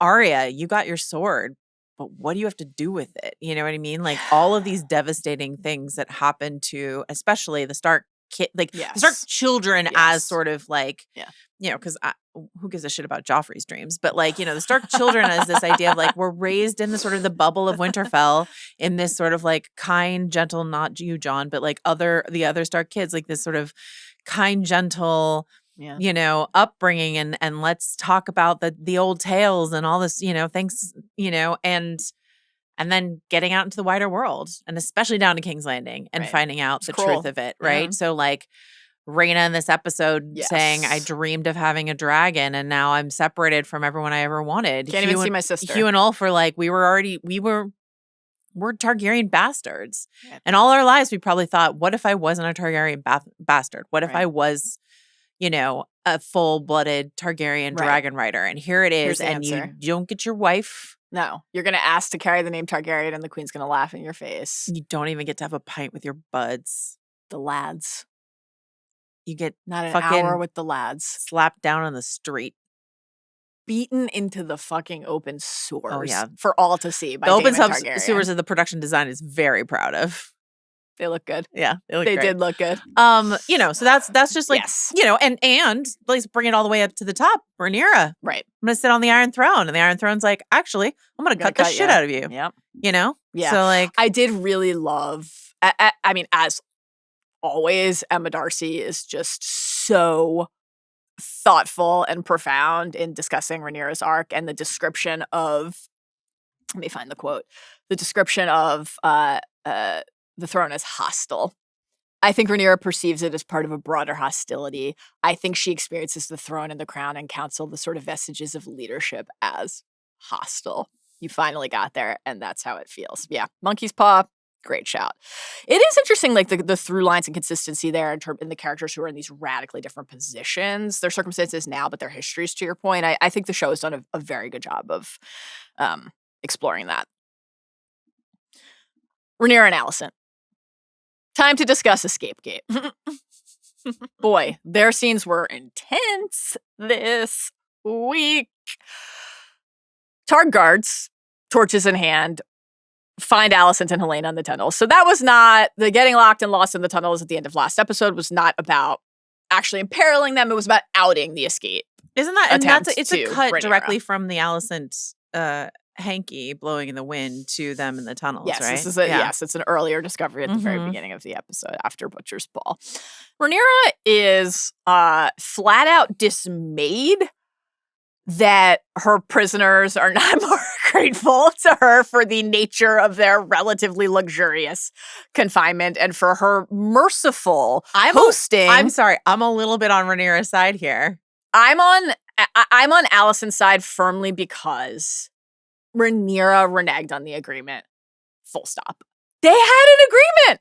For Aegon, the usurper head on a pike. Wasn't Alicent's fault, and she got them to lay down she got the Hightower soldiers to lay down their arms. And that's Rhaenyra why took the castle. She got Aemond to leave. What else could she have possibly done? What else could she have done? Oh, they're in a castle, and they've got people attending to their every needs, and they get to go out in the garden. Like, these are golden handcuffs, honestly. Outrageous. These are golden handcuffs, and just lightly toast Storm's End. Just what an insight into your policy. Just like 2 or 3 on the toaster. You know what I mean? Okay, yeah, like so barely. Yeah. It's not even going to be really crunchy. No. Just like a light caramel sort of. We're warming it. Yeah. Just so the butter can melt. Yeah. And the knife can slide across. Okay, so you are, is this fair to say, you are and have always been when Kristen, and after, the march through, okay, we're collecting Rosby, Starkport, Duskendale, marching toward Rook's Rest, middle of season 2, the old, you should thank me for it. You were like, exactly. No, because he's Team Green. And I'm Team Black. You're the best. The best. Alicent reveals what she can no longer even attempt to hide from Rhaenyra here, right? Helaena is pregnant. Tough. Fascinating sequence here. Thought this was great.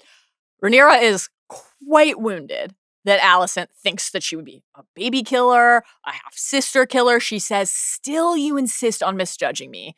And then, as Alicent notes the inevitability of this, the endless challenges, what will become necessary, Rhaenyra moves fairly quickly inside of this scene from taking great, not like totally unreasonable offense, given that they've known each other for the bulk of their lives, into pretty quickly proving Alicent's point. Has to answer the escape. Has to more strictly confine them. Idea to send assassins after Darren. It's not assassins after Ormond. It's assassins after Darren. Yeah. Gonna cut that kid in half. Yeah. Gonna cut him in half. I didn't, and now I must, Rhaenyra says. I didn't, and now I must. She cannot be seen. If she is known to carry Aegon's heir, I will be forced to do what you fear. So this language of, and it's not untrue, the reality of the position, the reality of the challenges, the reality of what the realm will require, of what my supporters will require, will lead us to this place. But that is, of course, the point Alicent has been making the entire season, which Alicent reminds her of in this episode. Doesn't go super great. Alicent uses the word cruel here. Feels very purposeful, given that we've been talking about Maegor the Cruel a lot this season. And Rhaenyra has invoked this Maegor returned concern. Mm-hmm. I thought that line, when Alicent's like, well, I will accept this judgment, but Helaena, Rhaenyra saying, my judgment does not require your acceptance, was bone chilling. But also kind of baller, honestly. Yeah, that was great. Working to cement her undeniable authority. Season 2, episode 2 was called Rhaenyra the Cruel. I was like, Herald, little auto PR tour with baby baseball. But that can't be a future episode title name. They've already used it. But that's right. Listen, Rhaenyra, I'm rooting for you. I agree. I think that Rhaenyra saying my authority is not going to be challenged is like heartening to see. We are just in such a perilous position. I've just also seen you type that into Slack like constantly. My judgment does not require your acceptance. You don't look at Slack. That's true.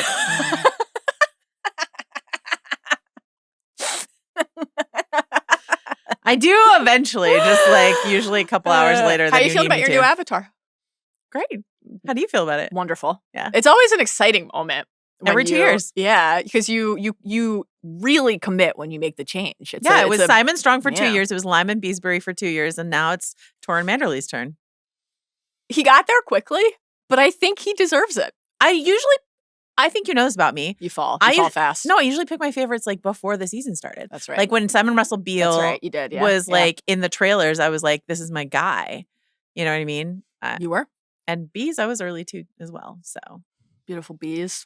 Sweet bees. We miss them still. I play my flag on Torrhen Manderly, Dodger of Goblets, you know? He did dodge that First goblet. of his name. Oh, Daemon, you petty brat. My God.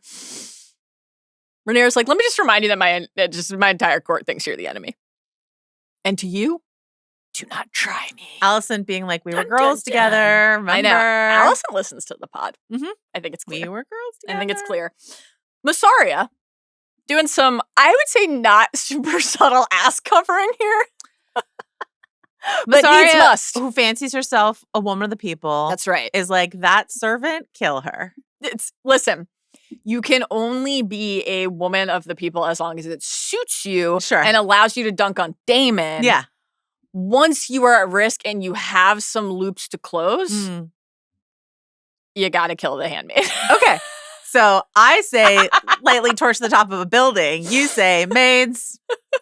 And also the Riverlanders who died for theater, they should die.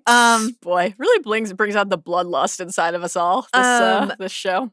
I did make a comment on Mysaria's clothing and two things. Like, we got some emails of people being like, noting that Mysaria is sort of just like looking fancier and fancier every week. And I do think it's like, dress for the job you want. Like, that's true. But like, I think it's worth noting again that like the woman of the people is just sort of like, but some fine silk robes for me. Also a question in general is just sort of like, we're having a money flow problem. Are there some things we could sell in the castle to, pay the cops if we need to? Like, here's the thing. Yeah. Everything they could have sold, they burned.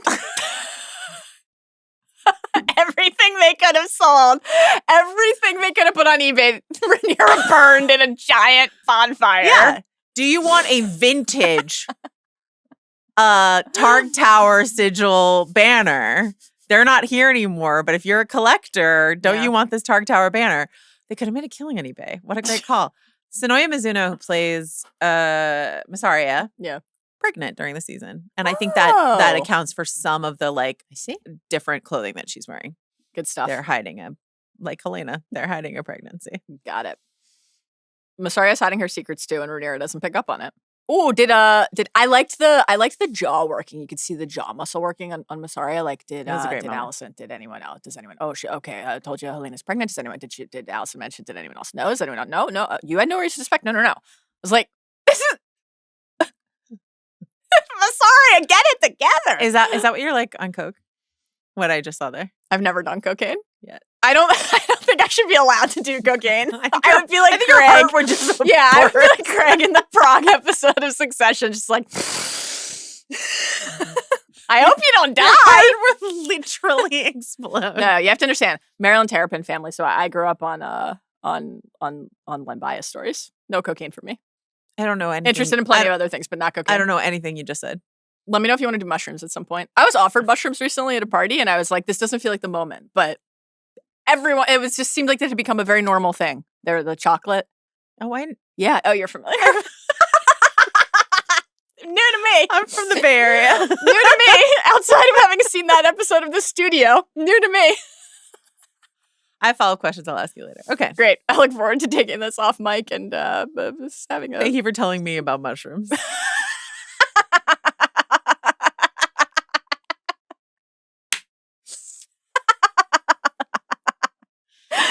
Incredible. Gold cloaks. Handing over the cloaks. Daemon just hanging out. I don't think my nephew listens to these podcasts. I hope he just listens to the Odyssey podcast, I hope. Don't do drugs. You're the cool aunt, though. Don't do drugs. I mean, cops. Yeah, let's talk about some cops. Daemon hanging out in the Feast for Traitors murdered, and the gold cloaks arrive, some of them. And Daemon vows to avenge this atrocity, even if it takes 100 years. Here's the rub. Nobody he's talking to has 100 years. They've got knives to dodge in sketchy alleyways, and they've got kids and families to feed. Mistaking your cause for the thing that's most important to the people you need continues to be a challenge. The problem is that Hightower Heterochromia Hottie killed like the most loyal of the cops. You know what I mean? And Daemon's like, I gave you these gold cloaks, and these guys are like, here, we'll give it back to you. They're like, you were doing keg stands with Sir Luther, but not with me. And the audience at home is like, yeah, I don't know you either. Yeah, never heard of you. I don't know you either. I saw you in a scene Though once. I do like that they picked an older guy. So like in theory, he could have been part of Daemon's regime earlier. Sure. Says, find another way to make coin. So Daemon, part of his like desperate attempt here to keep them is, well, what are you going to do when the blades who've been killing your fellows come for your children. When the cutthroats come for your family, for your wives.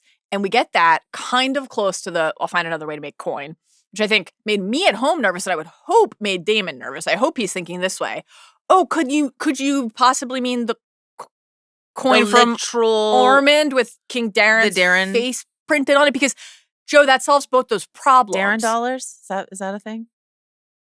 Let's go with Darren Dimes, because Danny Dimes, Daniel Jones, is one of the quarterbacks that George has blogged about over the years. Okay. Danny Dimes. And so I think Darren Dimes. Got it. It's the way to go. That solves it all. You're not going to have to worry about Ormond's assassins if you're working for them, and you have the money. So that would be a concern, I think, for Team Black. We'll see. What's your counter, Team Black? What's your counter? The counter is just a rousing speech. And, we got the prior episode, does the word of Prince of Fleabottom, Rogue Prince, still carry the weight it used to? And Daemon was really riding high for a minute thinking, yeah, I've still got it. Yeah, it does. And here it's like, oh, real record scratch, maybe not. It's not enough. It's not enough to just grant them with your presence and make a speech and hope that they can wait 100 years. They're not gonna. Here we are. Alyn. Not enough. More convincing, ultimately. Not enough either for Corlys to be like, I did love that Alyn said the thing that we were all saying a couple weeks ago when Corlys was like, and I don't know if you recall this, but he was like, your son was a bastard. Remember that in broad daylight? Oh my God. Yeah. Were there more witnesses? Were there more witnesses to Corlys shouting your sons are bastards to Rhaenyra, or more witnesses to Daemon casually mentioning the prophecy? I think if we're counting the dogs, it's Jeyne Arryn slapping Rhaena. Most witnesses. Yeah, so Corlys is like, I don't want to send my men. We're having too much fun killing pirates, which was like half of the House of the Dragon build episode was about like them singing The Bear and the Maiden Fair. Yeah, there was a lot of stuff about the bonding via song, and I was like, we didn't see that. Was that even in the it was like a second at the very end in the background. Yeah, I didn't even like notice. I didn't clock that they were doing The Bear and the Maiden Fair at all. And I always have my ears peeled for Bear and the Maiden Fair. You do. So she asks more of me, and then Alyn says it is I who asks. And then he's like, okay, do as you have said. Her needs are endless. I really loved, Steve Toussaint's always great, but the emphasis on endless. Her needs are endless. The frustration, the resentment, how palpable that is. But Corlys being like, she won't even, acknowledge you. And Alyn, like all of us at home, is like, nor did you for my entire life. So. Yeah, it's a good note. It's a good bit of feedback, and it does work in the moment. And then he's like, Tyland Lannister's alive, and then we do nothing with that information. I have questions and no answers. So I assume that we will do something with that information, because it would be crazy not to. We can talk about some of the possibilities more later. Presumably Alyn will share that, and Team Black will send some troops to Rook's Rest. Tyland. I mean, it would be like nuts not to try that after this was shared. My response was more like, Corlys knowing that, as mad as he is, he's throwing himself into his work. He's moving these bodies by hand. Okay. He knows we're one of the chief advisors and money men and he's like political figures for the other side, and didn't tell Rhaenyra. That is like a big deal. Being guilted in real time and is just it a sharing bigger deal than him just like is, leaving his job? Kind of, because to kill a bunch of pirates. I actually think, no, I guess, but kind of yes, because to me this feels like when he left and Alyn was like, "What are you doing?" and Corlys says, "I can help more this way," all that. It's a problem. And it speaks to the calm rift. Down. We don't know when he found out that Tyland, like maybe you think it was 10 minutes ago from the pirates, like right there. Maybe the pirate was like, "Arg, matey, Tyland Lannister's alive," something like that. That would be as he was the only acceptable version of it. Yeah. If he found out a second before this exchange with Alyn, because if he has known this information for days, and no matter how mad he is and how he needs to get his escape and work through it, to not send a raven with this update for Rhaenyra would be, it's treason. Let's just tell ourselves that he just found out. All right, I'm going to throw another question at you in real time here because you've put the possibility that this is recent news in my mind. How hot is Tyland Lannister digging a grave? I'm excited to talk about that. On the Tyland front, if you are Tyland, why are you letting all the Triarchy pirates know exactly where you're going? You think they just heard? They just picked up on it? Maybe they're just like, hey, that guy who's wearing velvets and has made no attempt to disguise himself. Yeah. That sure does look like Tyland Lannister. Yeah, and he's got to be going in the direction of the one and only Rook's Rest. Could be. Perhaps. Tyland, okay, let's hear your thoughts on the grave digging technique here, please. So, I mean, I just think he looks great. He looked incredible. Jefferson Hall action hero win. Like Bruce Willis in Die Hard sort of level of grime, like the shirt sweaty hugging. Okay, sweaty, grimy. Oh, sorry. This is too much, but this is fine. Gift that. I was miming shiving. Oh, sure. Yeah, same, because we're talking about Aegon, who loves a shiv. Loves a shiv. Our listener Sharif. Yeah. Says, understanding the efficacy of shooting an actor as they are, why doesn't Larys grow some stub as a disguise at least? This is all about why doesn't Larys have a beard. Yeah. Our man is living in the woods. Lack of Matthew Needham with a rough ride is a failure of imagination. Guess what? I know about mushrooms, but today I learned the phrase rough ride. I had never heard that before. Incredible. This is a compelling email. A rough ride. Indeed. On Larys Strong. They have your attention. Matthew Needham was at Comic-Con and we didn't get to meet him. I know, sad. He walked by our studio when we weren't there and we heard about it later. I know. Very upsetting. Oh, boy. Wow. Okay, so Larys with a beard. You in? That'd be great. I agree. That would be fantastic. I agree. Larys doing some great comedy work as always in this sequence when Tyland's like, the shovel is free. You know, Larys like, the dogs are going to find Janos. Aegon in the background just cleaning his nails. Could not have been funnier. Hysterical. Great stuff. These three kill me. Larys has found another cog. He loves the cog. The Duskendale one, Joe, we've moved on. Yeah. The Maidenpool cog. They need to avoid detection for a few days. They can gather provisions. They'll be out before the full moon. They roll via, so Larys he doesn't want to help dig the grave any deeper, so he kind of kicks Janos into this very shallow grave, right? So what will happen first? Will Alyn share this intel and will Team Black send swords? Will the dogs or other people who are at Rook's Rest discover Janos? There are a lot of possibilities for our group here, but they have made a decision because Aegon presents Tyland with a little test, Joe. I loved this. What did you think of this? Yeah, we already talked about it. As you mentioned, Aegon character on an arc. Tyland fails, stammers his way through, sweatily, grimily stammers his way through a really bad answer. There is. He was not any of us, I venture, must be admired and much to be deplored. Incredible. He was not media trained for this question at all. No. And Aegon chooses to go with the guy who gave him the hard truth. Yes. Yeah. Which feels like character growth. The unflinching candor from Larys over the equivocation from Tyland. Sucks, you know? Really something. Essos bound, those three. Oh, sure. Alys.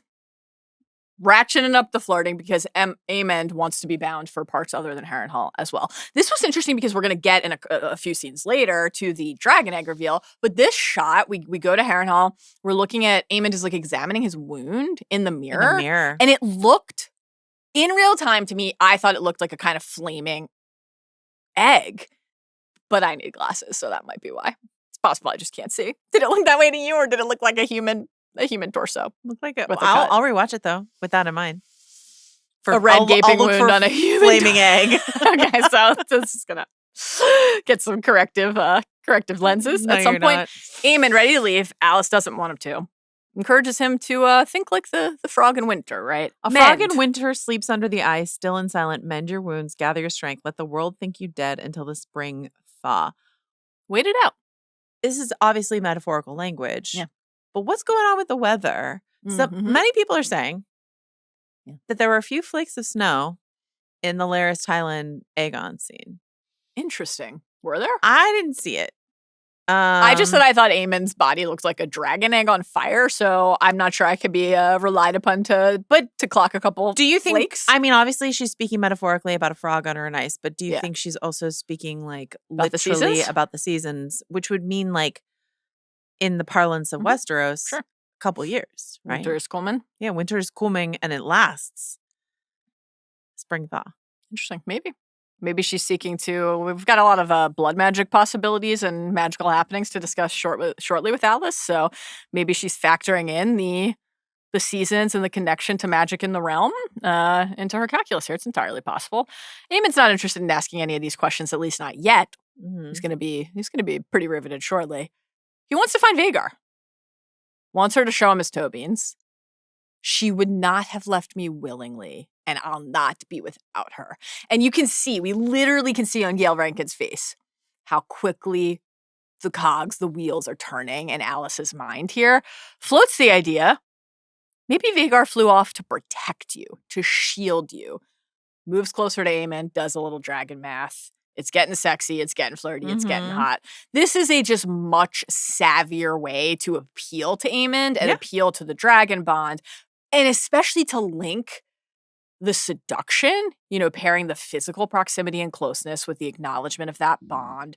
The opposite of how so many people have talked to Aemond, including his own mother, who he wants to fuck over his life, about the obsession with those beasts. Alys is like, maybe the obsession with that beast is so special. Maybe she loves you so much, and that's why she's not here. Smart. I really love Gail Good stuff Rankin's from Alys here. delivery of, and where do you think to go? You know what I mean? Just like, she's mothering him. She's babying him. Where do you think to go? But like, she's brilliant. She's a witch. She's hot. She's brilliant. I love her. I quite agree. Alys for president. Who should her running mate be? Jeyne Arryn's dogs. What a ticket. My God. Jeyne Arryn's dogs are currently busy, but we'll get back. We'll find out maybe what their platform might be. They are observing this befuddling sequence that we've mentioned a few times already. So we see previously, before the scene at the High Hall in the Eyrie, we see Rhaena back in her cave. I thought those blackberries looked delicious, by the way. Hears some dragon screeches, looks out into the distance from the mouth of the cave and sees Sea Smoke and Moondancer. Bailing at him. They're searching. They're on prowling. patrol. Yeah. And then we have uncle-niece pairing that have chemistry. Exactly. Tough. We get the brief Harrenhal interlude, and then we cut to the Eyrie, where Jeyne is like just total psycho shit, loving, the screams and cries of cut the from figure Alys from the saying door. like, fall all alone. Mm-hmm. Would you fall all alone or whatever, to the guy screaming down out the moon door. Yes. We have many transitions like that across scenes. I know, in and this some of episode. them are bad, and that one I kind of liked. Yeah, I agree. And she's like, always a good time. Jeyne's soldiers have brought Rhaena, who she slaps, as we discuss here. And then they talk about a scene that we just didn't see. They talk about something that was not in the show, which is Rhaena deciding to, quote, fly toward a town equipped with several thousand pairs of eyes, Iron Oak. So we are meant to understand from that Rhaena actually got on Sheepstealer and flew to try to find Baela. Is that your understanding of it? Yes, I don't mind that we didn't see this. I mind that I don't know how a couple of Vale guys just grabbed her from Sheepstealer and hauled her up to the Eyrie. Yeah, maybe she went willingly. I think there are a lot of questions. How did that happen? How high up was she on Sheepstealer? How close did she get? How many people down in Iron Oak saw? It raises a lot of questions. Who in the High Hall might report this very conversation happening between Rhaena and Jeyne as we talked? It felt a little, I don't think we needed to see the scene either, but it was as much of a show, don't tell, we're just really telling kind of clunky flow and pacing thing as anything else in this episode. And I think compounded by the fact that you alluded to this line earlier, but this is where Rhaena says, I'm sorry, all my life I've yearned after a dragon and now I have one, but I've lost everything else, which is just Rhaena explaining and saying the thing. Kind of, I think, inartfully, yeah, her entire arc across the series to that point. I do think on the human side, the emotional beats for the character, to your monkey's paw point from earlier, seeing the we saw this bold challenge to Daemon, a life of exile in the conversation a couple episodes ago from Rhaena. The proof here of how truly painful and anguish-inducing it is to be separated from not only the realities of getting to live in luxuriate in Targaryen might, but just to see any member of her family, to be around anyone she loves, to see how tragically sad that is for Rhaena. Do you think she would have enjoyed watching Painful. her sister have sex with her uncle? Do you think she wished she were around for that?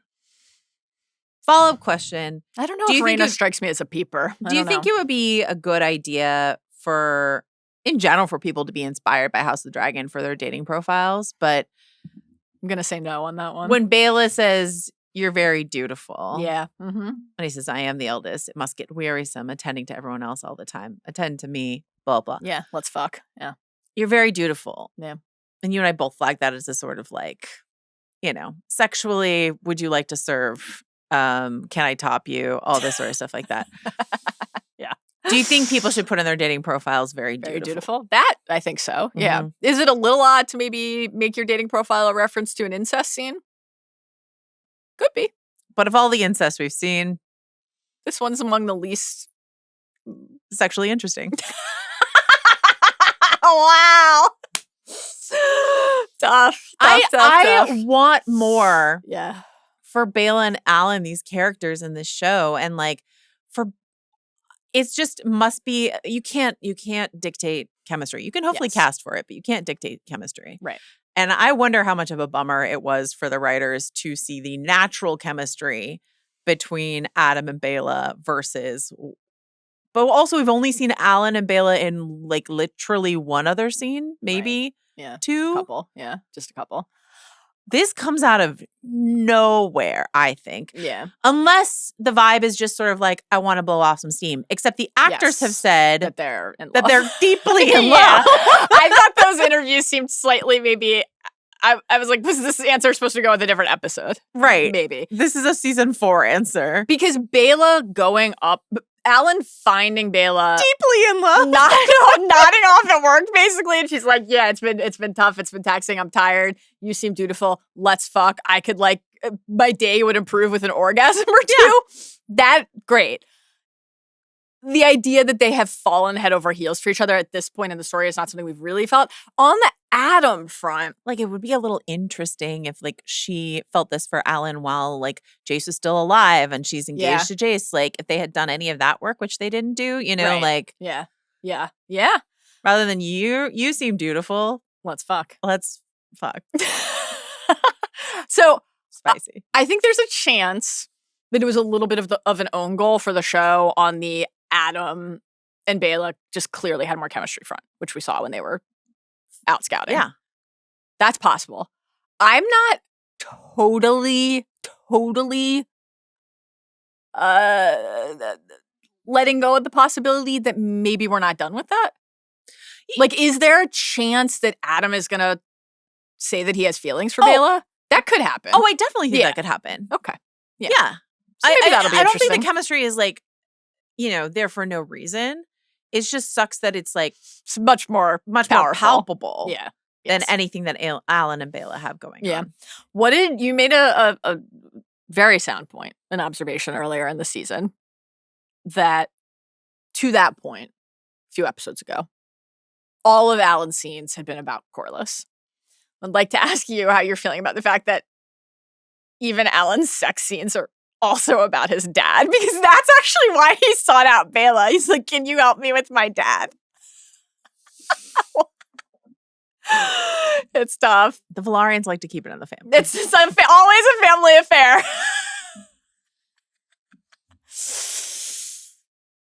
Tumbleton. Gwayne has arrived. He's dirty, and Ormond will make some comments about how he needs a bath, but he's not nearly as filthy as Baratheon. As the faux Baratheon assassins will be. Ormond does have his pomander at his nostril tip, though, for this entire conversation. Pretty funny. And he tells Gwayne, as they're discussing Criston and the split between Gwayne and Criston, that he's going to fight on. Ormond's like, you think I'm mad? I'm going to keep going. And he calls Gwayne a coward who lacks imagination. And this is where we loved this moment. We talked about this on Talk to Thrones. Ormond turns as he's insulting Gwayne to smirk at Darren, and Darren's sides of his lips go up a bit, and Gwayne looks at him like, "Et tu? Really, dude?" And Darren looks so ashamed. Just a perfect, everything about their respective relationships with each other and their shared dynamic was captured there really great. And even just the fact that you could see, because Darren is such a good boy still, and we will hear in the second part of this scene him voice to Gwayne. Just like Sunfire. Sweet little Sunfire. Just a good boy. Just a good boy. You do see how this consistent exposure to Ormond and his abuse. Boy, Darren, when he shoved a sword into an innocent man's chest. I'd have to think back. I think I said, "Oh," when Mysaria roasted the corpse, though. Oh, get your snack, hungry baby. Good boy. The way that, even though Darren is hyper aware of how foul Ormond is and how he doesn't like who he is when he's with them, you can see in just that second there, like how the toxins from Ormond could seep in. Oh yeah, it's working. This really captured a lot. Yeah, and like this idea that like he's play acting to keep himself safe, which he has, but at what point does the performance become right? You know, we ask ourselves that at the end of every podcast. At what point does the performance? This is real. This is real? not a performance. Who you are. I'm always like this. So Ormond says they have a clear advantage when the fight will come to Tumbleton. And in the meantime, they're turning King's Landing against her. A lot of trailer lines in this sequence. And Gwayne's always like, fun. You sure about that? Freddie Fox is so good. It's so fun to have him in these scenes. He's like, where are all the great houses? We should where say, are they?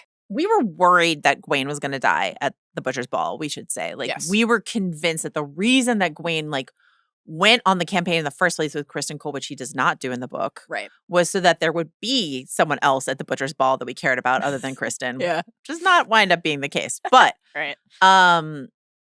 But I'm so glad he's alive. I'm so glad he didn't die at the Butcher's Ball. Same. And the show is so far off in a very good and welcome way from Gwayne's book storyline that we have like no idea we have no idea what's going to happen to Gwayne at this point. We're having fun theorizing in the book spoiler section, but we have no clue. Join us in the book spoiler section, but like they could go any direction because they've just like really decided to do something different here, and that's great. And I hope it's because they saw what they had in Freddie Fox and they were like, let's use him. But like adding him, like the Tumbleton dynamic we already loved.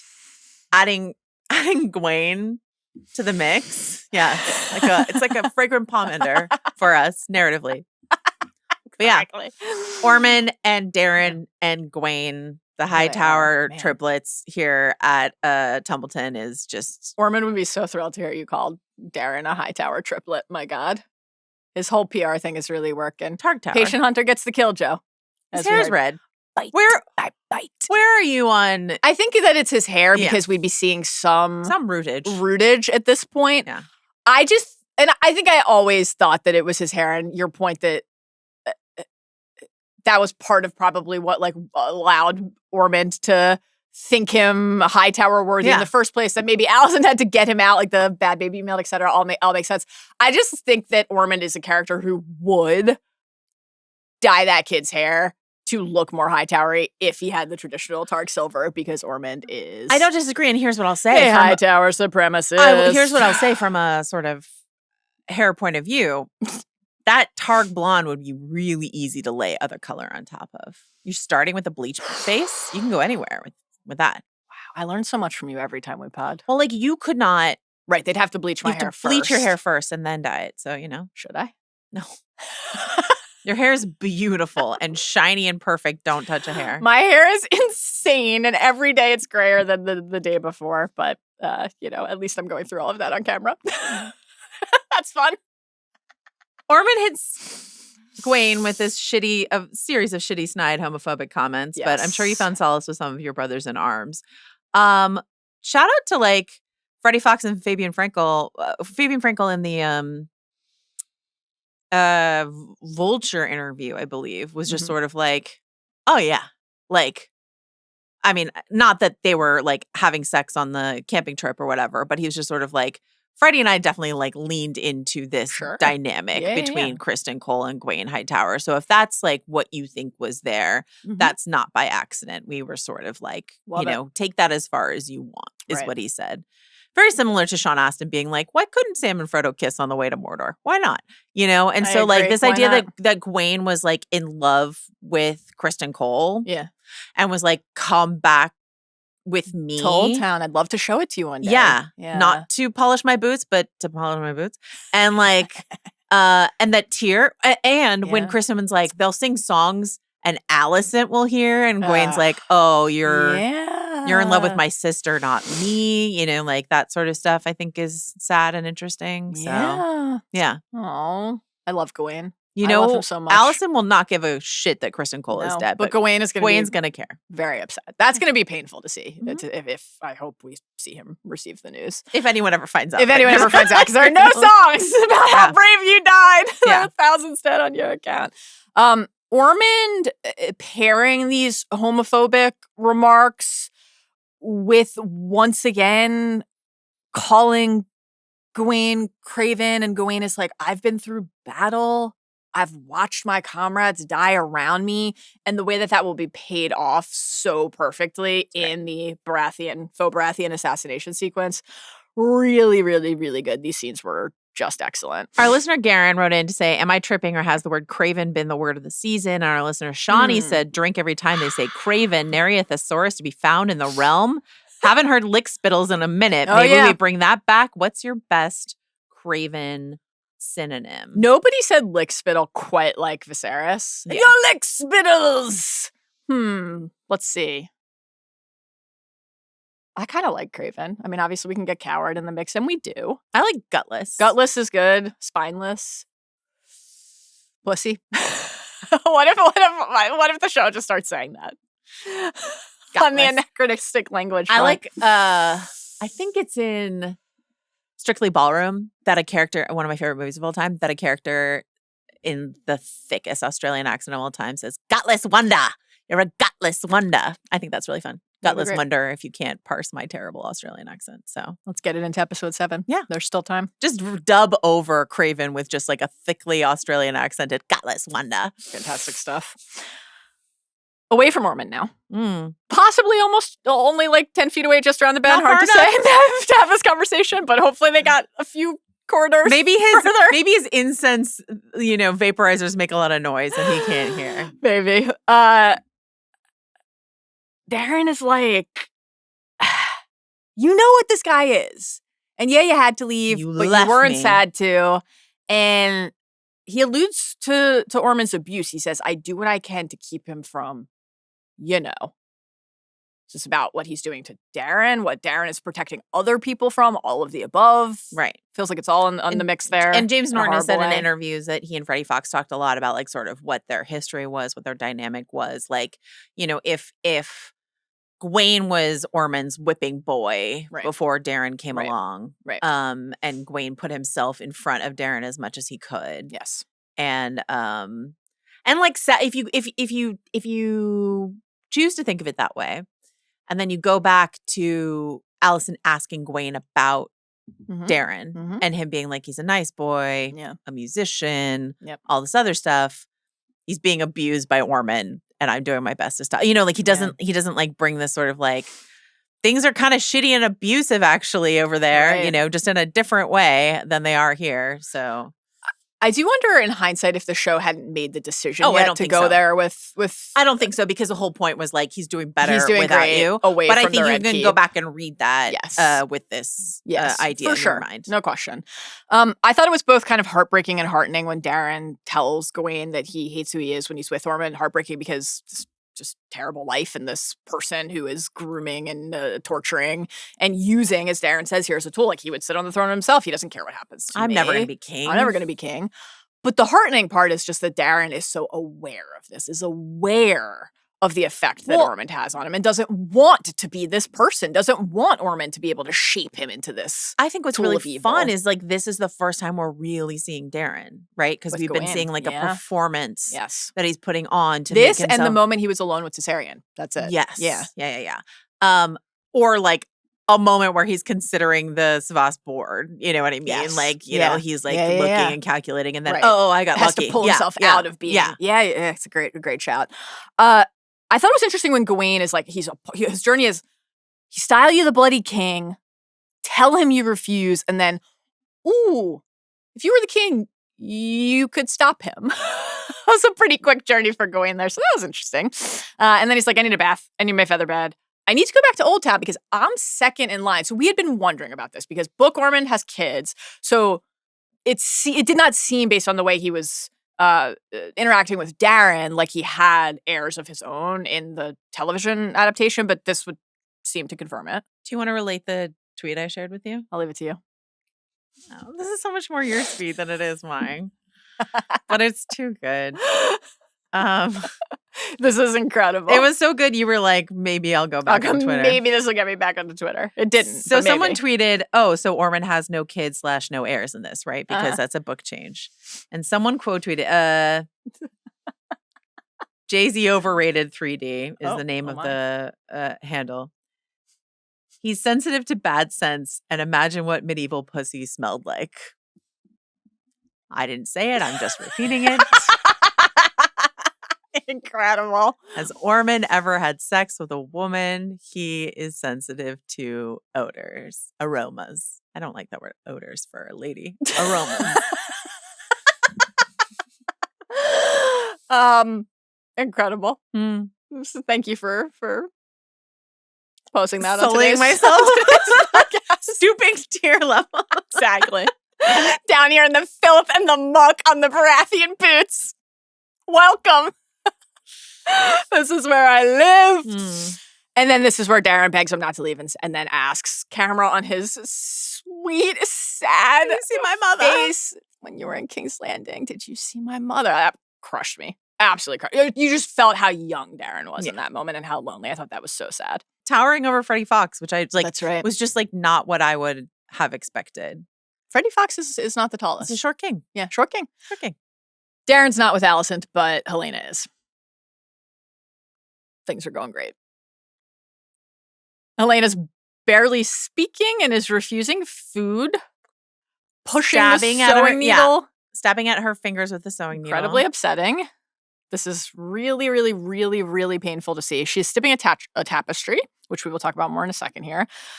But first she asks if Alicent lied about Jaehaera, which was our read on where they were going and who was going to be there and not. And so Alicent can't deny it, right? And this is very tough, very sad. It was interesting because, like, you know, Helena's like, you look away when you lie last week. And so this idea that she, like, then decided Alicent was telling the truth. Yeah. Whatever. Yes. Yeah. No, that's sort of strange. Alicent's like, I just want to get us out of here. Me or yourself? What difference does it make? That kind of idea has come up before on the show. What difference does it make? I've come too far. I've sacrificed too much. If I cannot at last salvage my daughter. Salvage. Fascinating word choice there. My goodness. And then Alicent unfurls the tapestry to examine it. And it is Joanna Aemond at Harrenhal. Here's what we see. As I assume every single person watching the show is hearing Helaena in season 1, episode 7, saying, hand turns loom, spool of green, spool of black, dragons of flesh, weaving dragons of thread, hand turns loom. Okay, we see Aemond curled in the fetal position. Blue eye gleaming. Blue eye. Naked. As he prefers to be when he is curled up in the fetal position, in a vaginal-shaped pool of blood that is piping down into the roots. The idea that the blood is like feeding the stone and soil of Harrenhal. It's womby and vaginally at the same time, Yes. which makes sense for a guy who's sexually fixated on his mother. Sure does. Sure does. Tough thing for your sister to know about you, but not if you're a Targaryen. But like, what a cool thing to express artistically. It's really free to call. I mean, I said Georgia O'Keeffe before, but I think this is real free to call shit, honestly. Yes. Where she's just sort of like womb vagina. That's what I'll do. I hope that this is at a museum one day. This was great looking, truly. Alys is looming over Aemond. Harrenhal is behind them. The dragon eggs are off to the right. They're there. They're being stitched. And there's also this like bright, lush orange and blue flora.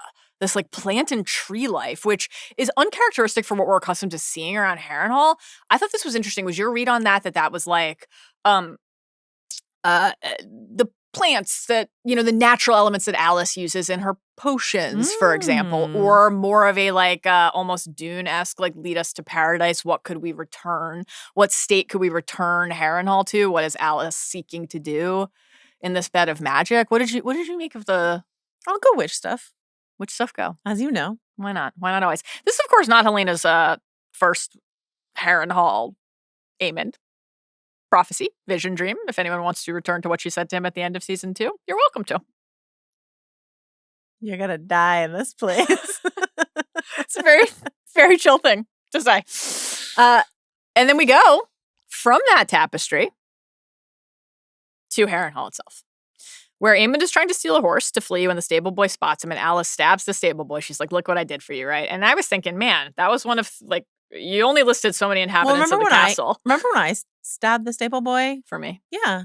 I know show you would. Right from the beginning how loyal I was I know to you. you would. Yeah. Would you all that's also left stab now, the butter turner? the blind man who turns the butter? No, we need that butter. And the ghosts and the goat. No. But stable boy, we can settle a horse. He was expendable. We can, move some hay about. Alys killed Oscar Tully's grandfather, we believe. But this is the first time we've seen her do something the leaky bowel? Quite so murdery. I celebrate it. It tracks with your general demeanor on this podcast today, yeah? Your moral disposition. Aemond asks a good question here. You had posed something similar last week. Why not just kill me and take the bounty if you want the castle so goddamn bad? So, why trust Rhaenyra if you're Alys? That's certainly part of it. Even if you could trust Rhaenyra's word, you're not going to thwart off challenges from the other people on Harrenhal. But more so, I've got a magic-y plan that involves dragon eggs, and I'm about to tell you about it, right? I need you for something else. I think it's interesting that Gail Rankin has said that she feels like Alys and Daemon went through like a breakup, right? Yes. So if that's how she's viewing it, then like sort of this idea of like that Targaryen didn't work out for me. Yeah. And definitely. So like she's on a clear seduce and destroy mission with Aemond, right? And destroy sort of mentally, not like actually, right? Seduce and like, I'll give you princes. Well, we'll talk about her plan or whatever. But it's a different tactic from what she took with Daemon. Because with Daemon, it was almost like she was like, let's be partners. And here she's like, you know what? That approach did not work out with the Targaryen. Let me partner up with this Targaryen. You know what I mean? Like almost like business partners. You know, she was treating him like the free exchange of ideas. Right. Like, this is a smart thing for you to do in regards to Rhaenyra, this, that, and the other thing. Yes, I'm sending you weird dreams and manipulating you, but also just like talking to you like an adult. That's not the tack with Aemond. No. She's like, this is a more vulnerable, malleable version of the guy who showed up and was like, Harrenhal, no, you don't get that. She's like, I'm not going to try to form a partnership with this guy. I'm going to, lean into his mommy issues. Yeah. Once again, top him and like, and then manipulate him. Yes. You know what I mean? For sure. And seems to be working. It's working. Aemond is a more, Daemon had his own relationship too and journey with Harrenhal therapy, but Aemond is, he's putty in Alys's hand by the end of this sequence here. She takes him to her witchy workshop. Thrilling. Just delightful. Wish I could. I thought of you instantly. You know how you and the boys talk about the time you went to Galaxy's Edge and you like built a lightsaber and stuff like that? If there were a version of that where I got to go to Alys's witchy workshop and like make a potion. You're just giving these ideas away for free. I would build the theme park immediately. Where is the Harrenhal experience? Exactly. Where is it? Where is it? I ask you. You get to go and have dream therapy and then make your own potion that you get to take home. Dream therapy. So it's a Game of Thrones specific thing, but they're using some Stark tech. They're using barf. Mm-hmm. Why not? Quentin Beck will be thrilled. Kill a stable boy and go home. Alys opens a crate and reveals 5 fucking dragon eggs. Smears a little blood on them, by the way. Stable boy blood. I mean, not the last we're going to see of blood from Alys, I have to assume here. We genuinely have no idea where this is going. This is like all new, just to be clear. So we're speculating very freely. Yes, absolutely. She says that she's like, you forgot your history? Dreamfire. Dreamy. The Dreamfire laid during Rhaena Targaryen's Harrenhal stay following the death of her daughter, Araya. This is about as excited as dragon nerds and fire and blood nerds can get. I'm thrilled. I'm so excited to. We talked about this briefly with Chris, but we can nerd out here for a couple minutes. Sure. Which part of this do you want to take first? Do you want to talk about Rhaena? Dreamfire? Dreamfire. Hit it. Helena's dragon, who she does not ride. Dreamy. So Dreamfire is just like chilling in King's Landing, not being like really calculated in dragon math because Helena's like, I'd rather draw bugs, right? Okay. But historically, Dreamfire, who loved to lay clutches of eggs all over Westeros. Yeah. forever dropping egg clutches. So like the fact that she drops some clutch of eggs at Harrenhal, not surprising. Right. And it tracks. Totally tracks. This is not in the book. This is brand new information. Right. We do not know what's going on with these eggs. But it would almost be improbable for Dreamfire not to have laid a clutch of eggs there. She just loves to do it. It's Here's her a number one hobby. Yeah. Some Dragonstone clutches. She loves to do it. Life finds a way, as you know. What's really interesting about Dreamfire's eggs for larger Game of Thrones lore is that it was, we believe that 3 of Dreamfire's eggs, the eggs of Dreamfire, are Daenerys's eggs. Yeah. So where did we land? Alyssa Alyssa Farman. I spent all the last full week trying to get that right. I was like, which one did I say? Which one did Joe say? Isn't it 2 S's and an A? Alyssa? Yeah. Alyssa Farman. But with an E. Yeah. Classic George. Alyssa Farman. Alyssa Farman. Right. And like bestie and perhaps more to Rhaena. Yeah. Okay. Yeah. Her girlfriend. Yes. She married her brother so she could fuck her. Basically. Had to have 3, loved her brother, but then the couple horrible husbands, including Maegor. Yeah, and then she's like, I'm switching to ladies. And then her lover, Alyssa Farman, betrayed her, took 3 eggs, took off. Yes. And we believe sold them, and then they found their way to Daenerys Targaryen down the line. Yes. That's the Dreamfire side of things. You want to talk about the Rhaena side of things? I do, but let's stay on the Dreamfire eggs for a second here, because I very quickly mentioned this on Talk of the Thrones, but I want to read this passage since we are on the deep dive and we have an opportunity to nerd out on lore for a second. I think this connects to some Viserys Valeria obsession stuff that we've been tracking all series long. So, okay, the because Fair Isle was the farming home, so the Fair Isle clutch, they see the eggs, they know they're eggs, but then we got to get out of there. Jaehaerys is gonna. He gives Rhaena Dragonstone. I don't want to. Everyone's asking me for the eggs. The fucking Lannisters. They always want dragons. The Lannisters really want those eggs. Alyssa almost fucked it up again. The eggs that Alyssa takes are not the Fair Isle eggs. They're a different clutch from Dragonstone. Sails away. Okay. Again, as we mentioned, Dreamfire dropping constantly clutches. laying eggs. Okay. So the Fair Isle clutch 43 AC. The theft 54 AC. The response to this, we have talked a lot on the show about Jaehaerys, the Old King, the Conciliator. The series opens with the Great Council where Viserys is chosen as his heir. We talk about a lot like the peaceful reign, good Queen Alicent. On the diplomacy front, they were constantly going around, right? On the processions. North of the Wall. Constantly. North of the Wall. I mean, that's another super fun part of the... What has Silverwing singing? On just the general like nerd Thrones nerd dragon front, the idea that like they're beyond Dreamfire, the dragons just have secret clutches of eggs waiting to be discovered is like a really fun thing. The Silverwing Wall theorizing that Sam doesn't feast, or the idea that Vermax could have possibly left eggs at Winterfell when Jace was there, and that gets to the whole Septon Barth sex of dragons things, which we don't have time for today, believe it or not. Even we have limits one day.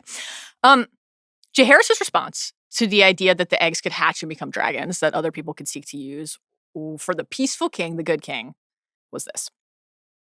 The long reign of Jaehaerys the First Targaryen, this is from Fire and Blood, was a peaceful one for the most part.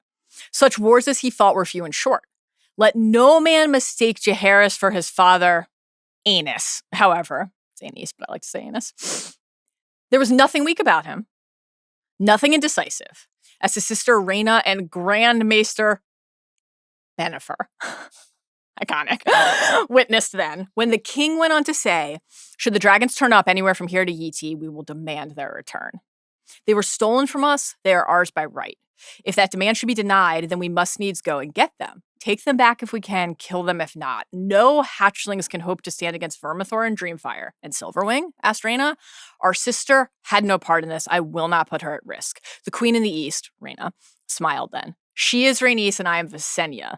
I have never thought otherwise. Grand Maester Bennifer said you were speaking of waging war across the narrow sea, your grace. The costs must needs be borne. I will not allow Valeria to rise again. So the idea that Alys has these eggs and is saying to Aemond, let's make some dragon babies, give me your dragon rider jizz, and let's make some princes of our own and try to hatch these eggs. Yeah. Ooh, they're warm. They're warm. There's blood on them and they're warm. It's not just could someone challenge us if they had dragons? Obviously, at the most fundamental level, there's that. But it's, what does the blood magic, the ritual that is necessary to try to bring dragons into the world in the first place mean on the Valyria front? And we think about the fact that Viserys, I got a really little jolt rereading that passage, I will not allow Valyria to rise again, because this obsession that Viserys has, Valyria, right, thinking of like the second episode of season 1, the way he talked about as he was explaining this to Alicent, this was the Inogrium where the blood mages worked their craft, or we think of the sequence with Sir Stefan before the full sewing episode. What's the lyric of the song? The fires have spoken and the price has been paid with blood magic. If Alys is going to try to do this thing, the threat of the magic, the blood magic behind Valyria, behind the dragon riding power, that one of the lessons that Viserys inherited from Jaehaerys, clearly along with the prophecy, was we cannot allow this thing to happen again. Really, really fascinating to think about that being part of what was passed down as well. Rhaena. Incredibly fascinating figure in general Princess in Targaryen Rhaena history. Targaryen, not the same one who's eating blackberries in the Vale. Right. Joe. Cool character in general. An interesting one to invoke in this story because many people were like, should she be queen? Yeah. Should her kids be the queens? So as a proto question to Rhaenyra and what the realm would came accept. to that kind of late, but when she came around to it, she's like, hey, maybe I should be queen. And even at Jaehaerys is like, tough shit. Even at the very beginning, this question of like being the first grandchild for the conqueror and like, oh, well, we're waiting for some sons here, right? And then Aegon comes along and then she could just marry her brother and everything falls into place for a minute there for a while. Quite tidy. I think that it's quite interesting. It was her idea to put dragons in the cradles of babies. Yes. So she's an innovator. A huge innovator and a really key part of the dragon lore that she did that she put the eggs in the cradles of her siblings, Jaehaerys and Alicent. That's a great one. What about the choice to be at Harrenhal, to spend her final years there? I mean, there's the fact that Aegon, her brother husband, was killed at the God's Eye by Maegor the Cruel. A lot of connections to characters who have come up in locations that have come up in the tale we're talking about. Yes. But what did the people of this area think of her? What did they observe? They were like, sad lesbian at Harrenhal, that's a witch. So, the witch queen of Harrenhal, which is, if you think about it, something that's going on with Alys. So, like, I don't think that Rhaena Targaryen is Alys Rivers. Is this becoming a popular theory? I would not say popular. Okay. Because Rhaena Targaryen, like, we know what happened to her body. You know what I mean? Like, it's not right. There are many characters in Fire and Blood where it's like, and then you never saw them again. Yeah, sure. You know, and they could be living their life somewhere. That applies to a lot of different characters. They died, did they? You know, that happens. That's not the case with Rhaena Targaryen. Right. So, like, pretty sure she died. Did she have another kid? Did she have a secret daughter when she was, like, hanging out in Harrenhal? And, like, you know, Alys is like Rhaena's descendant or something like that. That could be cool idea. But either way, this idea of like the witch queen of Harrenhal, which is an appellation that applies to Alys Rivers, being sort of applied to Rhaena Targaryen as well, is pretty exciting. What would be more interesting to you ultimately, if Alys actually had a blood tie to the Targaryens, or if she doesn't but wants to use their power and connect to their power?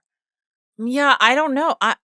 I think doesn't is more interesting to me, just because she's so connected to the old gods, right? I think so, yeah. The Isle of Faces, the Weirwood Tree, you know, the Children of the Forest, the Green Men. So this idea, the combo of ice and fire, you know, that would be fun, is pretty irresistible. And there's a really fun theory about this that we'll talk about in the book spoiler section about like how this could relate to Thrones characters that we know, but like exciting. I think that's more interesting. But this idea of like, these are my mother's egg, these eggs belong to my mother. And in that larger theme of like, you know, the various dragon seeds, that would make her a dragon seed essentially. And so like, you know, who feel entitled to power and to dragon. For Daemon to treat Alys like she's absolutely fucking nothing when she's like, actually, I'm a descendant of Rhaena Targaryen. Would be fascinating. Not uninteresting to me. But I do think it's more interesting if she's like, I'm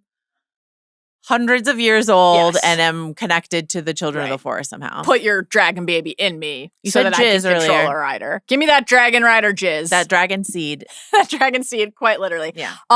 Someone who definitively is Rhaena Targaryen. This Rhaena Targaryen's daughter is Rhaenyra. And we didn't get to this on Talk to Thrones at all. So I think this is worth hitting for a second in terms of the risk of dragon magic and the hubris of dragon riding, which is obviously central to the story. Yeah. Rhaenyra, don't know if I'm pronouncing that correctly, That sounds right by to the me. way, but I think that was probably it. Claimed Balerion, the Black Dread. Viserys' dragon that he was Aviad of Amlats. too craven to ride. Daemon would be like, Rhaenyra rolled. Yeah. The courage of that child who immediately died. Spoiler. Not immediately. She's gone for a while. Well, we're gonna. That's Yeah. what we're gonna hit right now. So, I want to read this. I'm gonna read a passage, but before that, we're gonna kind of the end. This death of Rhaenyra, who returns and is like on burning. Right, the fever. Balerion has cuts and is injured, which is like astonishing. Right, she and disappeared on her dragon for a long time. They're like, where are they? Where is Rhaenyra? She comes back mysteriously Yes. feverish and ill, and her dragon Balerion has been through it. Has wounds as well, which is astonishing to people. So I'm going to read this horrifying but it feels important passage in a minute. But the you mentioned the ice and fire part of it with the Alys theorizing. So another part of this is from the Septim Barth accounts in Fire and Blood. What came out of Rhaenyra as she died? The things, Mother have mercy, I do not know how to speak of them. They were worms with faces, snakes with hands, twisting, slimy, unspeakable things that seemed to writhe and pulse and squirm as they came bursting from her flesh. Some were no bigger than my little finger, but one was at least as long as my arm. Oh, warrior, protect me, the sounds they made. They died, though. I must remember that, cling to that, whatever they might have been. They were creatures of heat and fire, and they did not love the ice. Okay. Valeria. Stop me if you've heard this before. We have some concerns about Valeria rising again, and the blood magic that we presume Alys is about to attempt should be concerning for us and certainly would be concerning for any Targaryen who learns of it. Quite excited. Me too. Thrilled. Can't wait. This is actually like really exciting. He is mayhaps, he Balerion, the only living creature in the world that knew Valeria before the Doom. And that is where he took the poor doomed child clinging to his back. Remember reading this for the first time? It's so spooky. If she went willingly, I would be most surprised, but she had neither the knowledge nor the force of will to turn him. What befell her on Valeria, I cannot surmise. Judging from the condition in which she returned to us, I do not even care to contemplate it. The Valyrians were more than dragon lords. They practiced blood magic and other dark arts as well, delving deep into the earth for secrets best left buried and twisting the flesh of beasts and men to fashion monstrous and unnatural chimeras. For these sins, the gods in their wrath struck them down. Valeria is accursed. All men agree. Is Alys about to attempt a blood magic ritual to wake the dragons? That, like, history lessons like this, the Doom itself, but also much more recently in the canon, what befell Rhaenyra and Balerion as they went to Valeria itself. You want worms with faces? Worms and with hands? faces. The end of that passage is the Father made men curious, some say to test our faith. It is my own abiding sin that whenever I come upon a door, I must needs see what lies upon the farther side, but certain doors are best left unopened. Rhaenyra Targaryen went through such a door. So just the hubris of attempting to ride the dragon in the first place, explore on it, control it. This is a risky proposition. The theory that Risky. I love about Rhaenyra on Balerion is that, like, she was like, take me home. And Balerion's like, I'm going to Valeria. Oh, home? You mean Valeria? Wouldn't that be exactly of a piece? And she put the wrong thing in Waze. And she was just sort of like, oh no.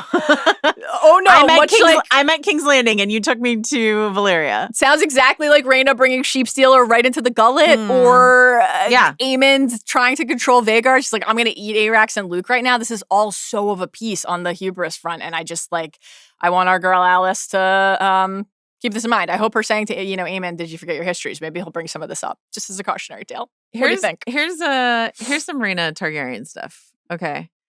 Rhaena Targaryen died 73 AC at 50 years of age. An old crone. After the death of her daughter, Rhea, she never again visited King's Landing or Dragonstone, nor played any part in the ruling of the realm, though she did fly to Old Town once a year to visit with her remaining daughter, Rhaella, a septa at the Starry Sept. Her hair of gold and silver turned white before the end, and the small folk of the Riverlands feared her as a witch. Travelers who turned up at the gates of Harrenhal in hope of hospitality were given bread and salt and the privilege of a night's shelter during those years, but not the honor of the queen's company. Those who were fortunate spoke of glimpsing her on the battlements or seeing her coming and going on her dragon, for Rhaena continued to ride Dreamfire until the end, just as she had in the beginning. When she died, King Jaehaerys ordered that she be burned at Harrenhal and her ashes interned there. So, like, her body was burned, they interned the ashes, blah, blah, blah. But just sort of like a witch queen of Harrenhal that nobody sees, and they you know, glimpse her on the battlements and stuff like that. Like, it's a really cool thing to evoke inside of an Alys Rivers. And if Alys sequence. is hundreds of years old and watched her and saw that, how much did that contribute to? Or if Alys is old enough to have been there for Aegon the Conqueror and Balerion burning Harrenhal, like, I do not know the ways of dragons, Alys says to Aemond here, but I have long envisaged the return of the Targaryens to this ancient seat. She invokes the ancient strength. She calls herself the Lady of the Water. Were you getting a little like a Arthurian Lady of the Lake vibe there? Quite a few emails about this. I bet. Maggie wrote in to say, last night Alys, while power seducing Aemond, said she would be his Lady of the Water and he would be the Dragon Lord. My mind first went to Morgan Le Fay and Arthur, another dysfunctional brother-sister duo, and her often conflation with Nimue. Arthur's surname is Pendragon, Chief Dragon, Chief Warlord, Dragon Lord. Is House the Dragon combining Morgan and Nimue into one healer / sorceress / antagonist? Obviously, Alys and Aemond aren't related, or are they? Just kidding. That'd be crazy. But I couldn't help but flag the reference. And then Cameron wrote in to say, you think Aemond's also a barn owl? Cursed to live in human form? No, he's just that guy. Our listener Cameron wrote in to say, the Lady of the Lake from Arthurian legends, a mythical being who's usually portrayed as either helpful or cunning, two sides we've already seen of our dear Alys, and presents King Arthur with Excalibur, a symbol of his divine right to rule. In this episode, we see her offer a different boon to Aemond, one of petrified dragons and the promise of princelings to hatch them. And then our listener Cody wrote in not about Arthurian legend, but Azor Ahai. I'm curious of your thoughts on Alys and the Stone Eggs. Do you think she's aware of the story / prophecy of Azor Ahai and Lightbringer? It appears when she smears her blood on the egg, and Aemond remarks that it feels warm, that she is familiar with how Lightbringer was forged through self-sacrifice, and that same idea is presented when Dany hatches her dragons. Could Alys be trying to position herself into the prophecy? So, I mean, she spent a lot of time around Daemon, and he's just freely talking prophecy all the time. Yeah. So maybe. Yeah. I love that. I mean, I believe that Alys knows everything, Me too. honestly, because she's just like dream walking, I think. So rules. yeah, she and Helaena both dream walking. So yeah. I love witches. I love this position. I also love like what's going around on the internet in the last couple days, which is just like, this is the hot goth couple we deserve. Yeah. I'm very into it. Like, yeah, here they are. Very, very Alys into and it. Aemond. Another thing I saw is like, I think it was one of our listeners maybe, but they were like, I'm really excited for the Battle of the Mommies next week at Harrenhal. I suggest a la Clegane Bowl, we should call it Mommy Bowl or something like that. Maybe there's a better name for it, but like I'm in. An upcoming Mommy Bowl. Yeah, I'm in. Alicent v. Alys. Should we make some merch? There's still time. Yeah, we're really good at making merch. I have a Clegane Bowl shirt still. Yeah. Never really got to like fully celebrate wearing that. Nope. Rhaenyra. Back to Rhaenyra. Back to the Red Keep. Back to the Iron Throne. Hearing petitions? Whew! Cutting that hand. Big moment here. We cut from Alys asking Aemond for that dragon seed to the cries of a babe. This was one of those. You wrote jizz in the notes. I did, but we've said it so many. Okay. I did write dragon jizz in that corporate Google Doc. I did. Rhaenyra is sitting the throne. And everybody, Mysaria's in the corner. She's in that very familiar throne's perch where we've seen so many characters over so many episodes. She looks stressed watching all this because Rhaenyra is like publicly, not subtly at all, Torrin Manderly is the master of coin. Take it to him.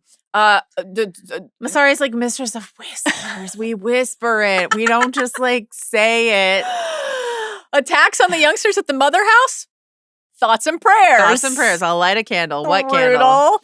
And then blames the High Tower. These are High Tower problems for the Gold Cloaks, but then reveals the very specific Velaryon reinforcement plans and the attempt to fortify. This was very strange.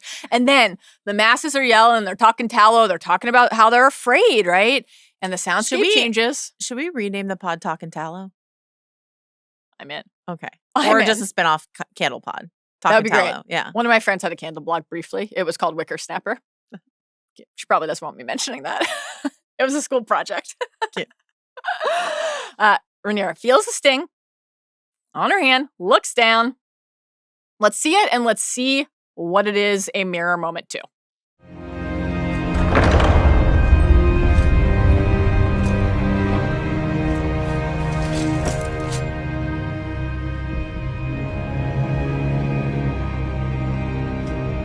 They arrived. The city should be returned. How will they be protected? She was but 6 and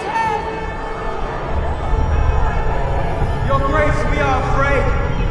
And wherever the fault lies, we have none to look to now but you.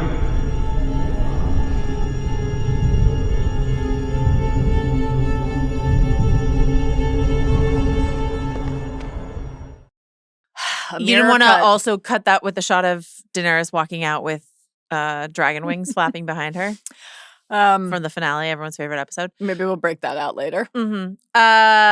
Yeah, she cuts her finger. She looks to the statue of her father holding the Lego set, and she's just like, uh-oh. Oh, no. Rejected by the throne, as was Viserys. Love this.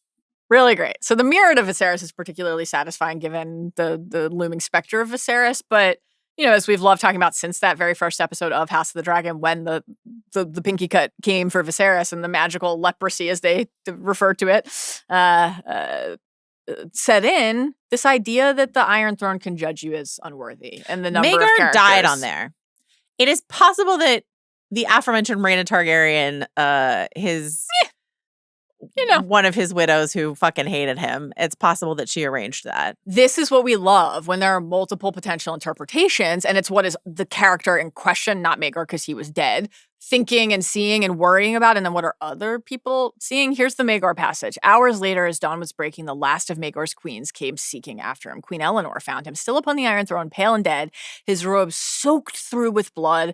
His arms had been slashed open from wrist to elbow on jagged barbs, and another blade had gone through his neck to emerge beneath his chin. Many to this day believe it was the Iron Throne itself that killed him. So that's the kind of story that populates the realm, that people will know and will have heard and will be thinking about and wondering when they see Viserys cut, when Rhaenyra cut.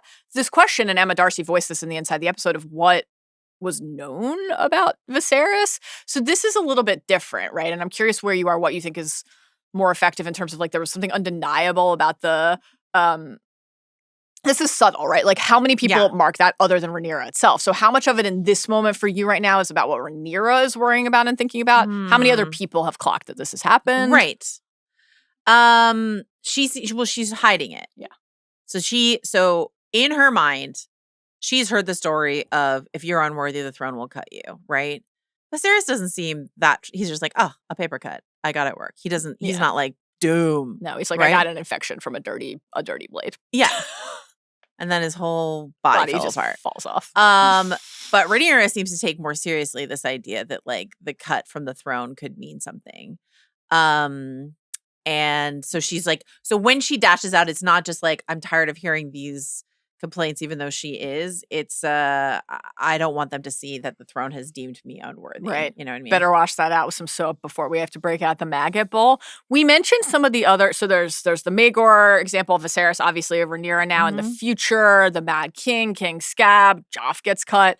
The one I didn't mention on Talk the Thrones that felt very quickly worth noting here is the Aegon the Conqueror possibility, which is always an interesting one, because I think there's this passage. You know, Aegon is considered this fabled figure, right? The question of whether he also could have been cut by the throne is a really tantalizing one. Or did he just get a paper cut from a letter? This is open to interpretation. King Aegon read Prince Nymore's words. This is a letter from Dorne in open court, stone-faced and silent, whilst seated on the Iron Throne. When he rose afterward, men said his hand was dripping blood. Was he just really holding that letter? The letter sends him to a fascinating place. He burned the letter, never spoke of it again. But that night he mounted Balerion and flew off across the waters of Blackwater Bay to Dragonstone upon its smoking mountain. When he returned the next morning, Aegon Targaryen agreed to the terms proposed by Nymor. Soon thereafter, he signed a treaty of eternal peace with Dorne. So something's in that letter of monumental import, perhaps connected to all of his larger concerns about the state of the realm and the prophecy. Did he cut his hand on the parchment? Did he cut it on the throne? By the way, the throne was his idea because he's like, the seat should be uncomfy if you're going to rule. It should be quite jagged. Can I read the Rhaenyra passage? This is the Rhaenyra coronation. Mm-hmm. Septon Eustace tells us that the ceremony went on all through that night. It was well past dawn when Rhaenyra Targaryen rose and made her descent. Quote, and as her lord husband, Prince Daemon, escorted her from the hall, cuts were seen upon her grace's legs and the palm of her left hand, wrote Eustace. Quote, drops of blood fell to the floor as she went past, and wise men looked at one another, though none dared to speak the truth out loud. The Iron Throne had spurned her, and her days upon it would be few. I think it's okay to say because it's like something people were saying about it. They were just like speculating. Yeah. Hot goss. Yeah. Spilling tea. Yeah. Talking shit. Yeah. What works better for you? Immediately the throne cutting her the second she sits on it? Or this build-up? Been there, trying to take control of the realm, trying to rule. And then the first cut of the blade. I like it being a little nick of the finger. Like, I like how clearly that parallels Viserys. I don't know. I need to think about it. We were missing it from like her ascension to the throne in the first place. And I think what I'm missing from it, I don't mind. Yeah. I don't mind how it's done here necessarily, but I think what I'm missing from it is like other people seeing it and other people starting this sort of whisper campaign of like the throne has rejected her. Mm-hmm. You know, Ormond would leap on that. Oh my God. He would love. You know, yeah. I don't feel like the people in the room saw her cut her finger. You know what I mean? And even if there were agents of Ormond in that room, which I think there were, because I think, they're yelling like, it's your fault. Yeah. You smell bad. You know, like all sorts of stuff like that. I don't think they're reporting that back. But if Ormond had that information, he'd be like, oh, the throne spurned her. Yeah. Did you see? Yeah. Like, that's why I think it's so interesting. Yeah. Because it's like, and it's interesting that it's part of her coronation because it's like the minute she puts her butt on the throne. Yes. The rumors are already flying. She's unworthy to sit there. Yeah. You know? Yeah. Which always feels so unfair. So I think I like this subtler start, but I am viewing that in real time, only having seen through episode 6 with the assumption that more of those whispers and cuts will follow. The way that they were talking about this on the inside the episode after the episode, the little featurette at the end was like, we all know what this means. This is the portent, a sign, a portent. You know, it was like, I'm assuming that there are more cuts to come. There's infections that follow. There's rots that follows. It basically reveals what's ultimately happening for real in Rhaenyra's tenure. And I'm just like, well. Or maybe it's just a sharp, dirty blade and everybody thinks it reveals what's really happening. To find out. Yeah. I don't know. Daemon, going undercover as a gold cloak. Sloppy. To try to lure an assassin who's trying to kill the gold cloaks to him and then kill that assassin, which works, but there's some whole fallout to follow. Skin in the game from Daemon, out there in the field. Kills my new hot boyfriend, which was a bummer. I was like, I really hope this guy's around for a while. Immediately dead. Tough one. I know. He does his best High Sparrow, you are the few, we are the many impression, I would say, less poetically. We have no number, we are everywhere. Same concept, though, right? And says, burn us, kill us. You'll never make us embrace her. About Rhaenyra, which really takes us back, I think, to a season 1 Rhaenys. Like, men would sooner put the realm to the torch than see a woman ascend the Iron Throne place. Very upsetting here. Joe, what did you make before Daemon stabbed him through the ear and thus into the brain of him saying, Darren the Daring? We talked about this on Talk the Thrones, but Darren the Daring is a nickname that Darren earns through battle experience. They've changed the character a bit so that we are the ones who witnessed his first kill, and it's this much more up close, personal, putting the sword through the man. Cat. I'm so sorry. The man. Cat's brother. Very important. Leo. Could be. But saying Darren the Daring is real, like, Ormond Hightower branding. Yeah. That Ormond's like, here's some coins. Why don't you start dropping the phrase Darren the Daring? Yeah. put it on the merch, put it on the posters, put it on a button, all this sort of like the propaganda machine. Yeah. It's all spin in Showland. And it fits. I like that Darren the Daring comes not from people being like, what a daring young man, but Ormond being like, Darren the Daring, don't you think? Has a ring to it. King Darren the Daring has a real ring to it. I like it too. It really feels like it tracks with the focus of the show on controlling the narrative. We already talked about what happens with Daemon and Ulf in the street. Anything you wanna add? I think embarrassing Ulf has we should be asking what effect this has on Ulf, but also I think on all the other people who witness this. Because you have to imagine, first of all, there's one of Ormond's spies is there, that little girl who we saw passing intel last episode. I love how everyone's just calling her a little bird because it's like, why bother? So I guess this guy's name is Richard, I think. The Hot Richard. Heterochromia hottie. They also call him the blue-eyed man, in the behind the scenes. Yeah. I did think this line, you'll never find us where the people of Seven Kingdoms, we have no sign or sigil. And when you strike us, you only drive more to our cause. We have no sign or sigil. I really liked Very that good line. Yeah, that was great. The fact that all these people witnessed Daemon treating a dragon rider of House Targaryen this the way fact that Ormond's spy specifically sees it is just, I think, not great. If they treat their dragon riders this way, how are they going to treat the rest of us? And then, what is that? What is Ormond going to do with that intel when it makes its way back to him? Assassination time.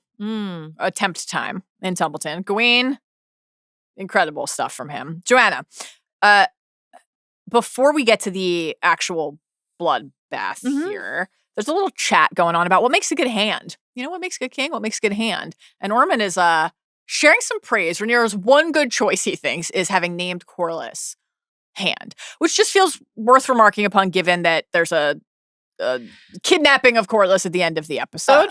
Gets our theory brains going here. Yeah, quick email from our listener Kevin who says, because they're eating here, for someone who's so sensitive to smells, Ormond is going to town on that asparagus. That's true. So just something to mention. This is what he says, right? You should think on it when you choose your hand, as if he has his choice. His hand is obviously Ormond, right? But like Rhaenyra made a rare good choice with Corlys Velaryon. There's a soundness to his breeding, not the sordid appetite of the striver. And I will say, rich words from the mouth of a high tower. Are you kidding me? Like, first of all, Corlys is a striver. Secondly, what are the high towers constantly doing if not striving? Like, this idea of like, he's talking about coal and he's talking about, these baseborn men and stuff like that. But like Corlys is made his own fortune, and the high towers have been from the start striving for the throne. No question. So constant hypocrisy from Ormond, rich words from the mouth of a high tower. Undoubtedly. Quite liked him mocking Otto in Gwayne's face. It's great. Great stuff. Otto. A successful striver in his own right for a minute there. Bold John arrives and he's like, the Baratheons are here. Basically introduces Ormond with a list of titles and styles as though he were king. Thought that was astonishing and quite bold from Bold John. And Ormond is so smug about this. He's like, Highgarden will have no choice but to follow. Great little way to remind us that Ormond's own Lord Paramount has not sided with House Hightower. Tyrell's sitting it out. Well, and I just love like that earlier Gwayne was like, and what has all of this done to bring them the houses to your side? Yeah. So like Ormond's on the back foot to detect this assassination plot because of the smells, and that was Rhaenyra's like clever move. These men rolled themselves in shit before they got there. Great. Their boots are caked. Filthy. Okay. So, and we hear the whining and his, like, this is, the sense alert is going off and he is having a straight up bad time. Okay? Yes. But also he's primed to miss this because he's in a real, like, see, the Baratheons are on our side. Yeah. My strategy is working. Yeah. You doubted me, but here are the Baratheons. So smug about it. And Gwayne's like, not hot enough. Not hot enough. It is great to watch Gwayne piece it together and track this in real time, right? He's puzzling it out, but also he is proving what he should never have had to say, but did have to say to Ormond, which is like, I'm a soldier, I'm a warrior, I'm a fighter. I actually am in the thick of the fight, and you're not equipped to do this at all. Yeah. You're cowering in fear and revulsion in the background, and I am going to save Darren. I'm going to be the one to do it. Another great little detail in this sequence, because there's the fun kind of rhythm of the action with grabbing the carving knife from the table and using it, etc., picking up the assassin's head to say he's not as comely as the actual Arryn Baratheon. But the little moment where, like, Ormond tries to stop Gwayne. Yeah, and right? Jon goes for him and Darren stops him. And Jon listens to Darren. He does. So that feels very interesting. Important. I saw a tweet that was like, Gwayne never forgot a single face of a guy he blew at a tourney or something like that, right? Great stuff. I love it. Also love that it's, he's like wrong hair color. Yeah. Chestnut. But wrong hair color. Well, which was indeed Ormond's whole gambit. That's right. Right? That's right. It's great. This is this whole Tumbleton plot is wrong wonderful. hair, too short, not hot enough. You would know this. Our listener Laura says, you know what Gwayne's quick action says a lot for a good night's sleep and PTSD, but still. What I'm saying is, let's all remember the power of 8 hours on a feather bed as y'all are going into another great week of content. No question. Thanks, Laura. Wow. We are sleep deprived.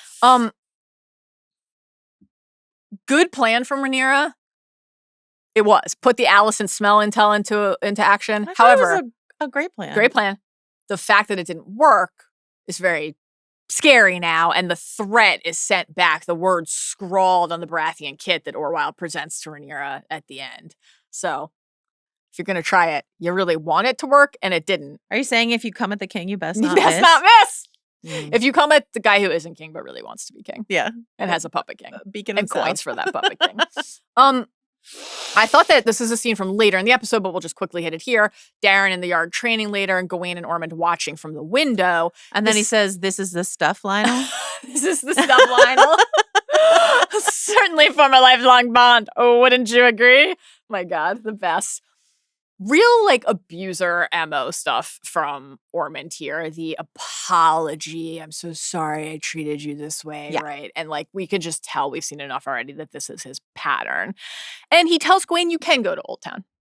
Mm-hmm. And Gwayne clearly has decided not to, because he asks what Ormond's plan is, and we don't see the answer, but we get enough to understand that Gwayne has decided to stay to protect Darren. I love also, like, what we see from Darren in this. He's training with these young boys in the yard, and he's like, there's 3 of you. It should be easy. Very Jon Snow coded. No question. Yeah. Him, like, teaching these younger boys how to fight. Also, just, like, this is the fight that Kristen Cole wanted, right? Like, 3-on-1. Yeah. But yeah, he's a good boy. Who was the Pip? Who was the Gren? Yeah. I hope we get to find out. I do. On the Ormond front, we're going to talk about Hugh now. On the wall. Yeah. It's from the beginning of this, the dinner before the assassin, but it's paired with Hugh entering Tumbleton when he's talking about the strivers, but specifically, we're like on Hugh's face as he's entering Tumbleton. It's Ormond just talking about how you can never trust a common man who's clawed his way to power. Those moments are paired. We know what Ormond thinks of. He's using the common man. Rich words from a high tower. Yeah, indeed. This reunion does not go as planned for Hugh. I don't really have much more to say about this other than what we've already hit. Horrible to see. Some relationship advice. Yeah. If your wife's like, terrible things have happened to me, my brother is dead.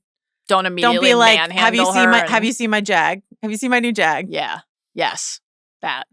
And also physically pull her through the street. Yes. That's also a note, but I'm just saying, like, when did it all go south is when he was like, she's like, my brother's dead. He's like, but my dragon. I've got a dragon.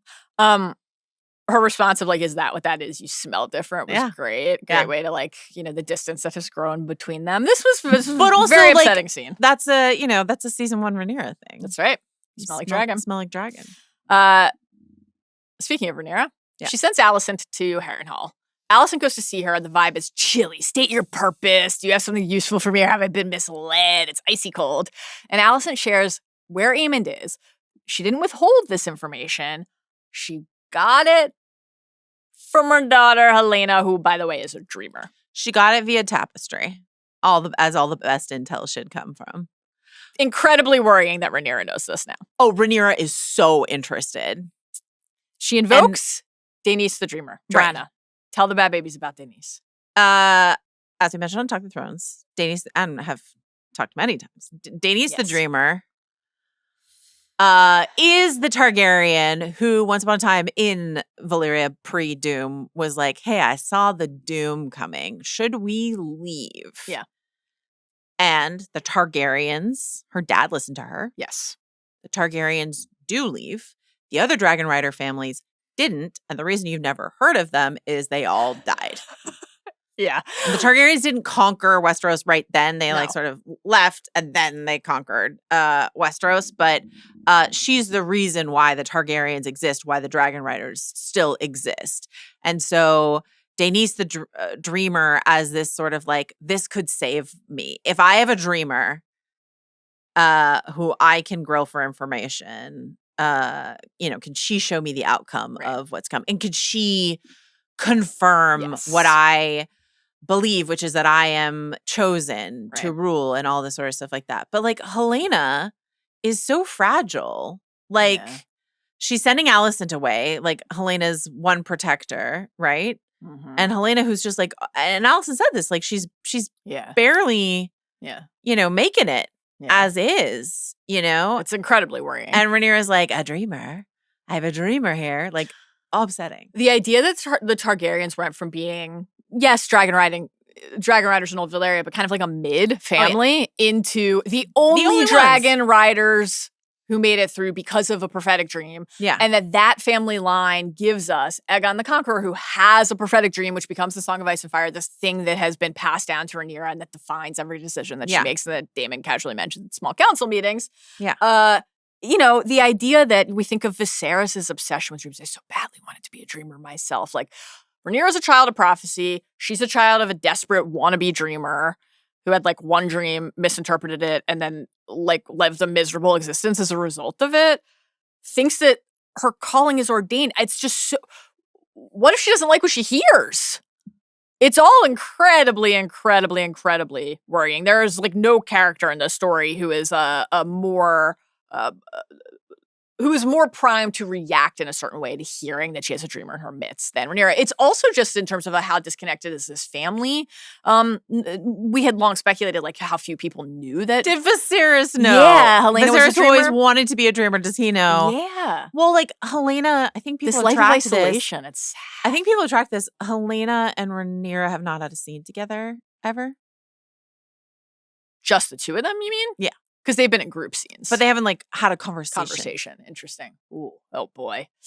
Well, I assume we're going to get one from them next week, now that Rhaenyra knows this, because she also uses this, she decides to send Alicent to Harrenhal to go, so Vhagar's not there, but he's hiding out. Well, that means he's just a man, and a man can be killed. And she's going to like, send a sword. I'm going to send Mommy the mommy bowl. wants to fuck, mommy bowl. Let's make the merch. Yeah.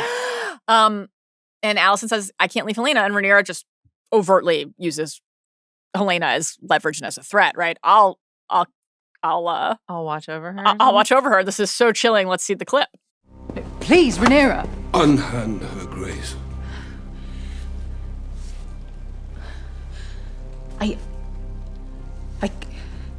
I cannot leave Helaena.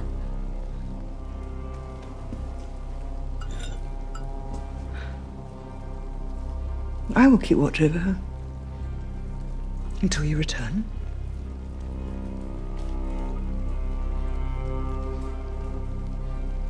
Did I not warn you that you would come to this? Sorry, absolutely chilling. Yeah. Grabbing Rhaenyra on the arm where she cut her with the dagger of prophecy in this sequence, like, could not be more perfect. The sin begets sin line, but also the role of prophecy in this tale. I mean, what do you make of the decision to send Alicent to Harrenhal? Where are you on that? But also just where we find Rhaenyra in a position to say that thing about Helaena to Alicent to try to control them. I mean, it's just what Alicent has been saying all season, and Rhaenyra has objected to it all season. Like, you think this poorly of me, all this sort of stuff like that, but slowly but surely she is moving in that direction. She sent an assassin after Daemon. Yeah, she's like, I'll watch over Helaena as a real, like, sort of like, Helena's still my hostage. Right. You better come back. You better do this thing. Do the job and come back because Helaena is in my custody. Yeah. And she goes directly from sending Alicent to kill her own son or be complicit in killing her own son to going to watch Joffrey sleep. Yes. Dark. I'm still puzzled by the plan to send Alicent, but I'll remain open for to Team it. Black, Quite. So she goes to Joffrey's bed, watches him sleep. Alicent has to part with Helaena. Heartbreaking scene, gets her to have one like tiny little sip of broth from the bowl of soup. But Helena's like, why am I here? Why did you marry me to my brother? Like, why is this my life? That was devastating. That trailer shot. Yeah, where was we were there like, no one else? No one else. And Alicent's like, I wanted to keep you here. I wanted. I Thought it would be better for you to be near me. Really, really upsetting and poignant little conversation there. We see Alicent ride off with escort, hood up. We had wondered in the trailer, what is that shot? Where's she going? Now we know. And then Corlys. Snatched by Bold John and the Hightower men. I assume. Ransom. Like, it's directly from, like, what's your plan? Yes. You know, like. Is Ormond going to try to Gwayne's like, what's your recruit plan? him because he knows he's unhappy? Right. Because he's got spies everywhere? Or just say, like, if you think you can get away with torching Tumbleton, right. You're going to torch Corlys Velaryon in the process or something. A couple like different that. ways that could go. Yeah. Anything else before we get to the book spoilers quickly? No, let's do it. Book spoiler time. If you don't want to hear this, we will see you for Talk to Thrones for episode 7 on Sunday night. If you want book spoilers, stay tuned.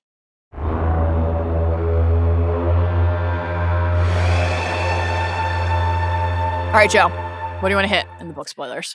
Let's start with Old Town. Okay. We just got a couple emails from listeners that I didn't feel like I should share in the non-spoiler section because, like, they don't ever go to Old Town, and this just confirms that, right? Like, the dragons never go to Old Town. So, like, Amy says, is there a reason other than we never thought of that Rhaenyra doesn't send Daemon to strafe Old Town a teensy bit? I've read the book. I know it doesn't happen, but I'm not sure why no one doesn't, like, even mentions it. It would seem like a good way to draw Ormond's attention away, not to mention some of his troops. And Trey wrote in with a similar thing, and he said, as Catelyn once said, show them how it feels to lose the thing that they love. Great. Great question. So if we're strafing, castles, why not that? And then the blonde babies. Yes. Austin wrote in to say, it has officially been oh my God, 728 days since we got a glimpse of Rhaenyra and Daemon's incorrectly aged blonde future heirs in the season 2, episode 7. Wow. Ryan Condal promises us that he's not forgotten them.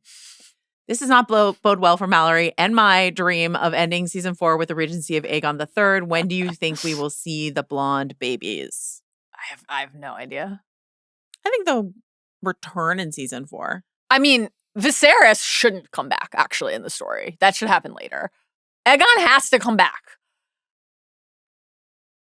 At a certain point, they wait too long to bring him back for us to, like, remember and know who he is before he's... I said that about Tyland, and no one blinked. I know that was just a couple episodes, but I mean, like, they basically waited a season to bring Otto back, but we knew Otto really well. We know Tyland pretty well. Hopefully the beginning of season 4. Could Tyland and Larys and them find him? Are they actually sailing away? I mean, that's another question. Is what's going to happen with that? We're so like the Sunfire stuff has been perplexing for a while, obviously, but like, is Team Black going to, based on Corlys's intel, send soldiers to try to find Tyland at Rook's Rest and and arrive in time, like before Aegon, Larys, and Tyland have left? Or are they just going to cooks them? Well, or are they just gonna? This would be the book equivalent. Sunfire's just gone, and they're like, "Oh shit, that dragon's alive," but have not actually seen Aegon. That would, I think, be more in keeping. But with, Sunfire toasts people on the way out the door. Yes. But has been alive the whole time in the book. So yeah, I'm still like a little bit mystified about how they're going to do that. But I am really curious actually to see what happens there. I assume in the next episode, but who knows? Helaena. Okay, so here's the question. Obviously, Rhaenyra is going to be like, "Did you dream of me?" Now we know that from what Helaena told Aemond at the end of season 2, that she has seen what happens to Aegon as well, because she mentions the wooden throne. Presumably, but not definitively, that means that Helaena has also seen what happens to Rhaenyra. Is she going to tell Rhaenyra what happens to her, and Rhaenyra will freak out? Is she going to not tell, and Rhaenyra will freak out that she's not giving her any information? How's this going to go? It's funny that you mentioned Rhaenyra, because like I was so worried about Mysaria in this episode, because like if Mysaria is going to kill a maid who knew that Helaena was pregnant, who knew that she knew, like she's tying up loose ends of people who knew that she knew that Helaena was pregnant, and one of the people who knows that she knows is Helaena herself. We've been on Mysaria Helaena watch from the beginning, because Mysaria is one of Mysaria whispering, this is what happened to your baby, is like one of the connective elements to what possibly happened. It could be Mysaria, it could be Rhaenyra, and it could just be Helaena herself driven, by her own despair. Yes. I mean, no more Godswood trips, more confined imprisonment on the heels of last episode's I need to go outside, I need to see the moon. Quite concerning. Two betrayer setup continues to be great. Excellent. Ormond. Ulf, primo prime, all set up. All Ormond has to do is have somebody go up to Ulf and be like, I'm not going to treat you that way. And it's done. Here's a flask of wine. Yeah. You know. My Hugh question remains slightly more complicated. Like, do you think that... Here's what I think. I think Ulf having that conversation with Hugh means that if Ormond gets Ulf... He can swing Hugh. He can swing Hugh and say, maybe your wife is not impressed with your dragon. But if you're save the city. Yeah, if you save the city or you know, you can save her family. Right.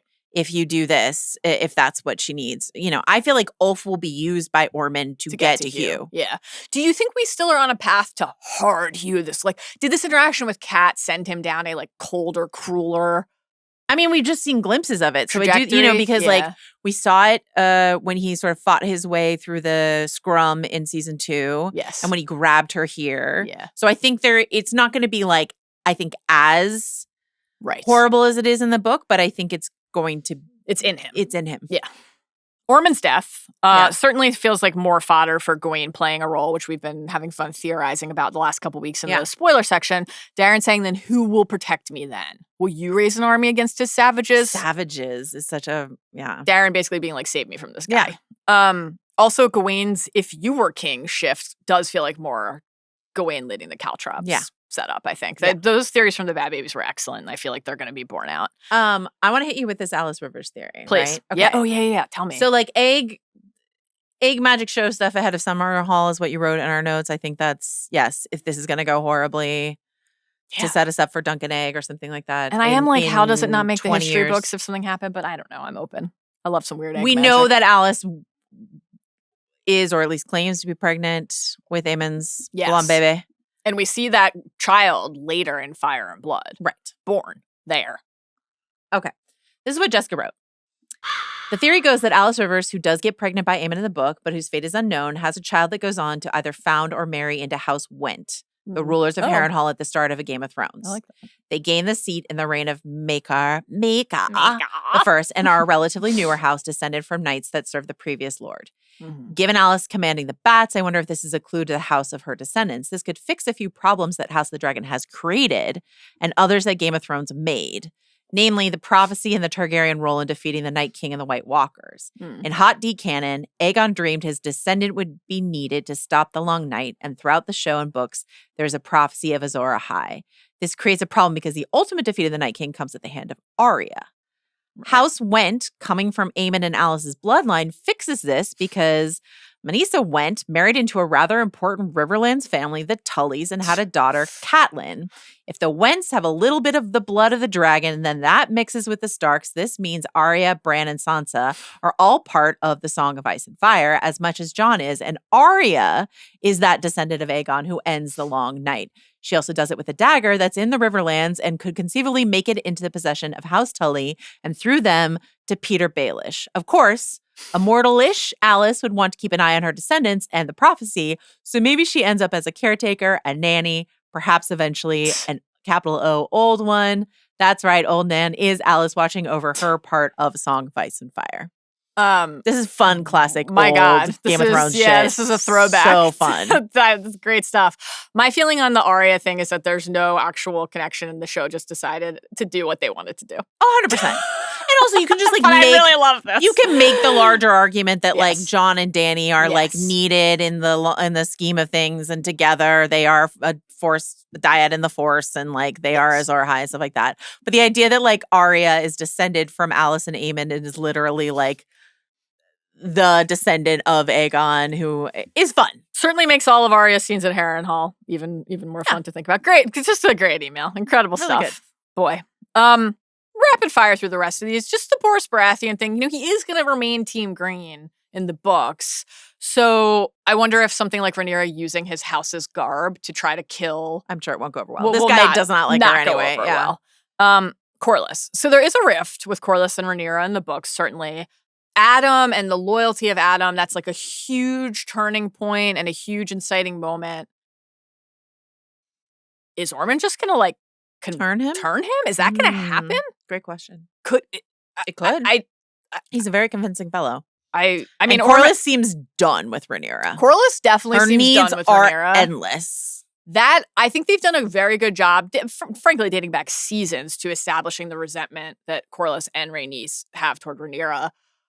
To side with the Greens at this point in the story when his family members are part of Team Black, though, would be, I think, a harder thing to pull off, but we'll see. We already talked about Alyn and Bela. It's just, it's not just it's not just a hookup. They're getting married. They're in it for the long haul. They're deeply in love. Shepherd setup. That line you mentioned really liking. We're the people of the Seven Kingdoms. We have no sign or sigil, and when you strike us, you only drive more to our cause. Certainly felt like setting up the shepherd and the flock. And I just thought that the little moment where Silverwing and Vermithor nuzzled was a real potent primer for the absolute devastation that's going to come when Silverwing tries to nuzzle up the wing to get Vermithor to move. Sad. We only have 2 episodes left of this season. Speaking of sad. Tumbleton in the 2 weeks. I hope there's something big in the penultimate. Like, will that be Helaena, or will Helaena also be the penultimate? I have genuinely no idea. But that would be a good way to space things out, I guess. Okay, anything else before we wrap? No, I think we did it. Thank you to our Queen's Guard, Carlos Chiraboga, Jacob Cornett, Arjuna Ramgopal, and Jomi Adeniran. Join us on Friday or Saturday, TBD, for Spider-Man Brand New Day Deep Dive. Sunday night for Talk the Thrones on episode 7, and then next week for the deep dive on episode 7 and our Odyssey mailbag and Nolan film rankings. Send us your questions if you haven't yet. Heck yeah. We'll see you then. Bye.